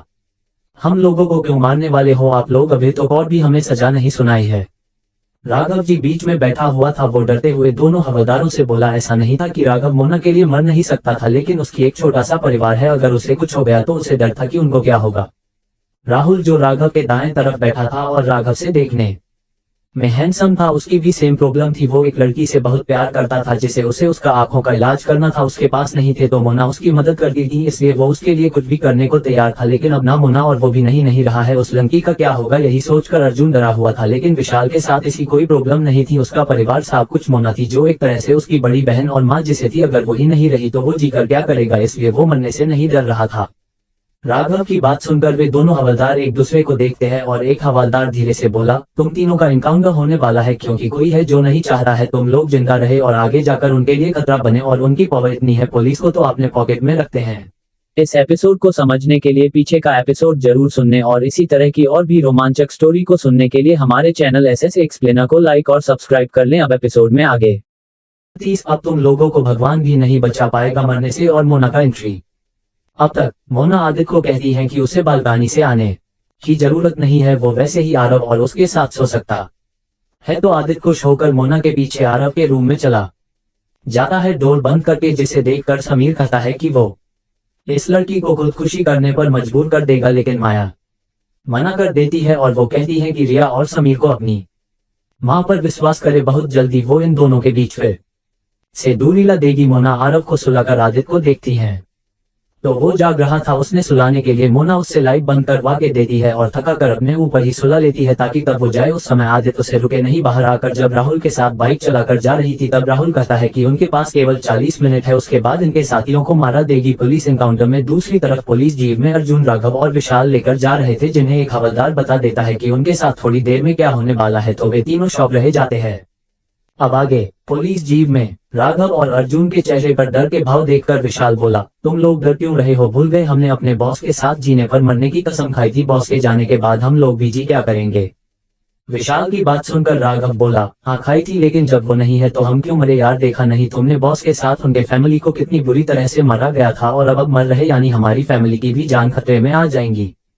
राघव की बात सुनकर अर्जुन बोला, हाँ लेकिन विशाल भाई का क्या? इनकी तो कोई फैमिली ही नहीं है, इन्हें किस बात का डर नहीं है? लेकिन अगर हम कुछ हो गया तो उनका क्या होगा, जिनके लिए हमने इस काम में हाथ डाला था? सोचा था देश के लिए काम कर रहे हैं तो इज्जत और नाम मिलेगा, लेकिन अब देखो मौत मिल रही है, और जिनके लिए लड़ रहे वही अब हमें गाली दे रहे हैं। अर्जुन और विशाल की बात सुनकर विशाल बोला, हाँ तो लाडो लड़ते लड़ते मारो, इस तरह बैठकर रोने से क्या हो गया? उनकी बात सुन रहे दोनों हवलदारों में से एक बोला, क्या रहे लड़ने की बात कर रहा है साले, यही खोली मार दूंगा, समझा क्या? वो हवलदार अपनी बंदूक एक एक से तीनों को तरफ करके बोला, जिसे देख अर्जुन और राघव की तो डर से हालत खराब होने लगती है, लेकिन विशाल गुस्से से उस हवलदार की बंदूक की नोक पकड़कर उसे अपने माथे पर पॉइंट करके बोला, क्या अरे तू अपन को डरा है मौत से? वैसे भी तुम लोग तो हमें वैसे ही मारने वाले हैं, तो अभी क्यों नहीं चल गोली चलाना, घुर क्या रहा अब तू? विशाल उस हवलदार को देखकर गुस्से से बोला। अर्जुन और राघव डर से कोने में हो गए। तभी एकदम से गाड़ी रुकती है और फिर जीप का पीछे का डोर खोल वो इंस्पेक्टर गुस्से से अंदर आकर बोला, क्या रहे मरने से मरना चाहता है क्या? इतना बोल वो विशाल के गाल पर लगातार 4-5 थप्पड़ जड़कर बोला, साले तेरी इतनी हिम्मत की तूने मेरे हवलदार को धक्की दी, इंस्पेक्टर अली के हवलदारों को। इतना बोल वो उसके पेट में 2-3 लात भी मार देता है, जो अब नीचे गिर पड़ा था। फिर अपने दोनों हवलदारों से बोला, और तुम दोनों मेरे ऑर्डर के बिना ही इन्हें गोली मार देना, अगर अब इनमें से कोई तुम्हें थोड़ी धमकी दे। इतना बोल इंस्पेक्टर अली नीचे पड़े विशाल और कोने में डरे हुए बैठे अर्जुन और राघव को घूर के वापस पलटकर गाड़ी से उतरकर डोर बंद कर देता है और वापस आगे सीट पर आकर गाड़ी चला रहे हवलदार को गाड़ी आगे बढ़ने का इशारा करके बोला, जल्दी चल, बस थोड़ी दूरी पर ही जहां हम इन तीनों का इनकाउंटर करेंगे। जिसे सुनकर वो हवलदार गाड़ी चालू कर उसे आगे बढ़ा देता है। पीछे सीट पर विशाल अपने मुंह से खून साफ करके वापस अपनी सीट पर बैठ जाता है। जिसे देखकर राघव बोला, भाई तुझे ये करके क्या मिला? मजा और सुकून में तुम दोनों की तरह रोते हुए नहीं मरने वाला, देख लेना। तभी सामने बैठा हवलदार बोला, तो अब शांत हो जाए क्योंकि हम तुझे गोली मार सकते हैं, ये हमारे शाह का ऑर्डर है, समझा क्या? विशाल जिसे सुनकर बस मुस्करा देता है। अर्जुन उदास होकर धीरे बोला, पता नहीं वो मेरे बिना कैसे जाएगी, उसे दिखाई भी नहीं देता है। कौन? क्या तू उस लड़की की बात कर रहा है जो देख सकती? राघव कंफ्यूज होकर बोला। तो अर्जुन हाँ में सिर हिलाकर बोला, और कौन यार? एक वही तो जिसकी चिंता मुझे रहती है, अब तो उसे हॉस्पिटल से निकाल देंगे जब उनके पास पैसे नहीं पूछेंगे उसके इलाज के। अर्जुन की बात सुनकर राघव और विशाल एक दूसरे को देखते हैं और विशाल बोला, तो जब उस लड़की के लिए इतना परेशान जो तुझे देख सकती, तो सोच मेरी वाली क्या जिससे मैंने शादी की है, वो बेचारी को मेरा इंतजार कर रही होगी। कितने दिन हो गए मैं उससे मिला तक नहीं हूँ यार, पता नहीं जब उसे पता चलेगा कि मैं नहीं रहा तो उसका क्या होगा। इतना बोल उसके आंखों से आंसू बहने लगते हैं, जिसे देख विशाल उसके कंधे पर हाथ रख बोला, रो मत भाई, अगर हमारा भगवान को ये इच्छा तो यही सही, और उन्होंने उनके लिए कुछ तो सोचा होगा। किसी के जाने से किसी की लाइफ नहीं रुकती है, और अगर उसकी इच्छा नहीं है तो फिर कोई हमारा कुछ नहीं बिगाड़ पाएगा, क्योंकि उसने हम लोगों को बचाने के लिए किसी ना किसी भेज ही दिया होगा। जिसे सुनकर अर्जुन और राघव विशाल को देखता है तो वो हमें सिर हिला देता है, और फिर तीनों अपने अपने सिर एक दूसरे लाकर अपनी आंखें बंद कर लेते। उनके सामने बैठे हुए दोनों हवलदार विशाल की पूरी बात सुनकर और उन तीनों को ऐसा करते हुए देखकर जोर जोर से हंसने लगते हैं, और एक हवलदार हंसते बोला, अपने दिमाग से ये गलतफहमी निकाल दो, कोई तुम्हें बचा भी सकता है हम लोगों से। जिसे सुनकर दूसरा हवलदार बोला, हाँ बिल्कुल, अब तो भगवान भी तुम्हें नहीं बचा सकते, क्योंकि हमारे इंस्पेक्टर साहब ने अभी तक 300 से ज्यादा एनकाउंटर किए हैं और एक में कोई इनके हाथ से नहीं बच पाया है, तो अब तुम खुद सोचो तुम लोग कैसे बच सकते उनके हाथों से, और यही कि मुझे ऐसा बोलना पड़ा कि अब तो भगवान भी तुम्हें नहीं बचा सकते हैं उनके हाथ से मारने से। उन दोनों हलवादारों की बात सुनकर तीनों के चेहरों पर डर के भाव आ जाते हैं, लेकिन उनके दिल में एक छोटी सी उम्मीद थी कि जब उन्होंने किसी का गलत नहीं किया तो भगवान उनका भी गलत नहीं होने देगा, कोई ना कोई चमत्कार जरूर होगा। उसी समय जब वो जीप जंगल से जा रही थी तो एक पकड़ी पर जहां से घूमकर रास्ता था नीचे जाने पक्के रोड का, वहां आकर मोना अपनी बाइक रुकती है और फिर राहुल नीचे देखकर बोला, देखो बॉस, वो जा रही पुलिस जीप जिसमें हमारे साथी और वे लोग बस पूछने ही वाले हैं। जिसे सुनकर मोना बोली, अगर हम इस वक्त के रास्ते से जाते हैं तो हमें और उनमें 15 मिनट का अंदर रहेगा, और 15 मिनट तो उनके लिए बहुत विशाल, राघव और अर्जुन को मारने के लिए। राहुल हाँ में सर हिलाकर बोला, हाँ बॉस, पर हमारे पास और कोई रास्ता भी नहीं है। राहुल उदास होकर बोला। तभी मोना बोली, हाँ ना। इतना बोल बाइक चालकर उसे जंगल की तरफ मोड़ देती है। नहीं नहीं बॉस, ये बिल्कुल भी सही रास्ता नहीं है, हम मरने जा रहे हैं इस रास्ते पर। अरे वो जंगल, और हम इतना अच्छे से नीचे गिर पड़ेंगे, प्लीज बॉस मेरी बात मानो। राहुल के आखिरी शब्द थे, उसके बाद का उससे देखा नहीं जा रहा था, क्योंकि मोना बाइक उसे पहाड़ी से नीचे उतार दी थी, वो भी जंगल के रास्ते से। आमर गया, बॉस बॉस आगे रास्ता नहीं है, और ये जंगल की कोई शेर मिल गया तो। मोना बाइक को गहाने पेड़ों के बीच से निकलते हुए बोली, तो क्या वो जब तक तुम्हें खाएगा तब तक मैं बचकर भाग गई होगी। मोना की बात सुनकर राहुल का मुंह खुला का खुला रह जाता है। तभी आगे एक पेड़ कटा हुआ पड़ा था। बॉस वो देखो, रास्ता नहीं आगे, प्लीज बाइक रोक दीजिए, मेरी बाइक टूट जाएगी। मोना राहुल की बकबक सुनकर गुस्से से बोली, चुप हो जा, मुझे बाइक चलाने पर ध्यान देने दे, वरना हम लोग यही फंस जाएंगे। इतना बोल मोना बाइक को साइड से एक पत्थर पर चढ़ा देता है, जिससे बाइक तेजी से बीच में बड़े से पेड़ को पार कर जाती है। जब बाइक नीचे आती है तो राहुल और मोना ऊपर उसके जाते हैं, लेकिन मोना बाइक को तो संभाल लेती है, लेकिन बेचारे राहुल का क्या, मोना के लिए वो कुछ नहीं था। उसने उसे इग्नोर करके बाइक चलाने पर ध्यान दिया। बताऊं यार, ऐसा कौन करता है। अब बेचारा हाथ हाथ बाइक पर बैठा और आधा नीचे वो मोना के कपड़ों कस के पकड़े हुए था। बॉस मैं गिर पाऊंगा, प्लीज मुझे बचाओ। मोना एक हाथ छोड़कर राहुल की शर्ट की कॉलर पकड़कर उसे वापस अपने पीछे सही से बैठा कर बोली, गधे सही से नहीं बैठ पा रहे हो। राहुल राहत की सांस लेकर बोला, आप काम ही ऐसी कर रही है बॉस, में क्या कोई नहीं बैठ पाएगा, बताओ, जंगल में बाइक को ले जा रही है। मोना इसकी बात को इग्नोर करके बोली, देखो यही है ना वो गाड़ी जिसमें हमारे तीनों साथी है। मोना की बात सुनकर राहुल उस तरफ देखता है तो वे लोग उस गाड़ी के साथ में आ गए थे। बस फर्क इतना था कि वो रोड पर चल रही थी और मोना बाइक को जंगल के रास्ते भगा रही थी, लेकिन फिर भी इतनी तेजी देखकर वो हैरान था। मतलब 2 मिनट में पुलिस गाड़ी के पास आ गए, यानी इस रास्ते से उन्होंने पूरे 13 मिनट बचा लिए है। उसकी बॉस कमाल की। मोना अपनी बाइक को उस पुलिस जीप के साथ भगा रही थी और उसने सोच लिया था कि आगे वो पूछकर वो उन्हें रोकेगी, इसलिए उसने बाइक की ओर स्पीड बढ़ा दी थी। लेकिन वे लोग जिससे से रोड के करीब आने वाले, तभी उन्हें बीच में एक छोटा सा पानी का गड्ढा दिखाई देता है, जिसे देख राहुल की आंखें बड़ी बड़ी हो जाती है। बॉस इस पार नहीं कर सकते हम बाइक से, प्लीज बाइक रोक लीजिए।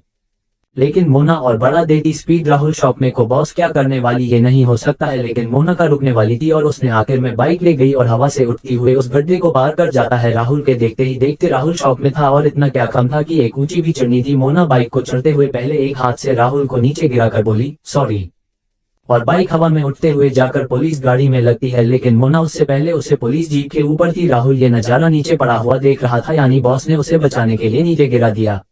गाड़ी में बाइक लगती है तो हवलदार जल्दी से ब्रेक लगा देता है, जिससे मोना आगे कांच पर लटक जाती है, लेकिन जिसे देखकर वो इंस्पेक्टर अली अपनी बंदूक निकालकर बोला, इसकी तो मैं। आज के लिए बस इतना ही। आगे स्टोरी और भी इंटरेस्टिंग है, आपको बहुत मजा आने वाला है, तो इसका नेक्स्ट एपिसोड देखना बिल्कुल ना भूले, और चैनल को अपने प्यारे प्यारे हाथों से लाइक और सब्सक्राइब कर लें, और अपने दोस्तों को शेयर करना बिल्कुल ना भूले, और अपना प्यार भरा कमेंट जरूर करें। और दोस्तों, कम से कम 200 लाइक का टारगेट पूरा कर दे। मिलते हैं नेक्स्ट एपिसोड में।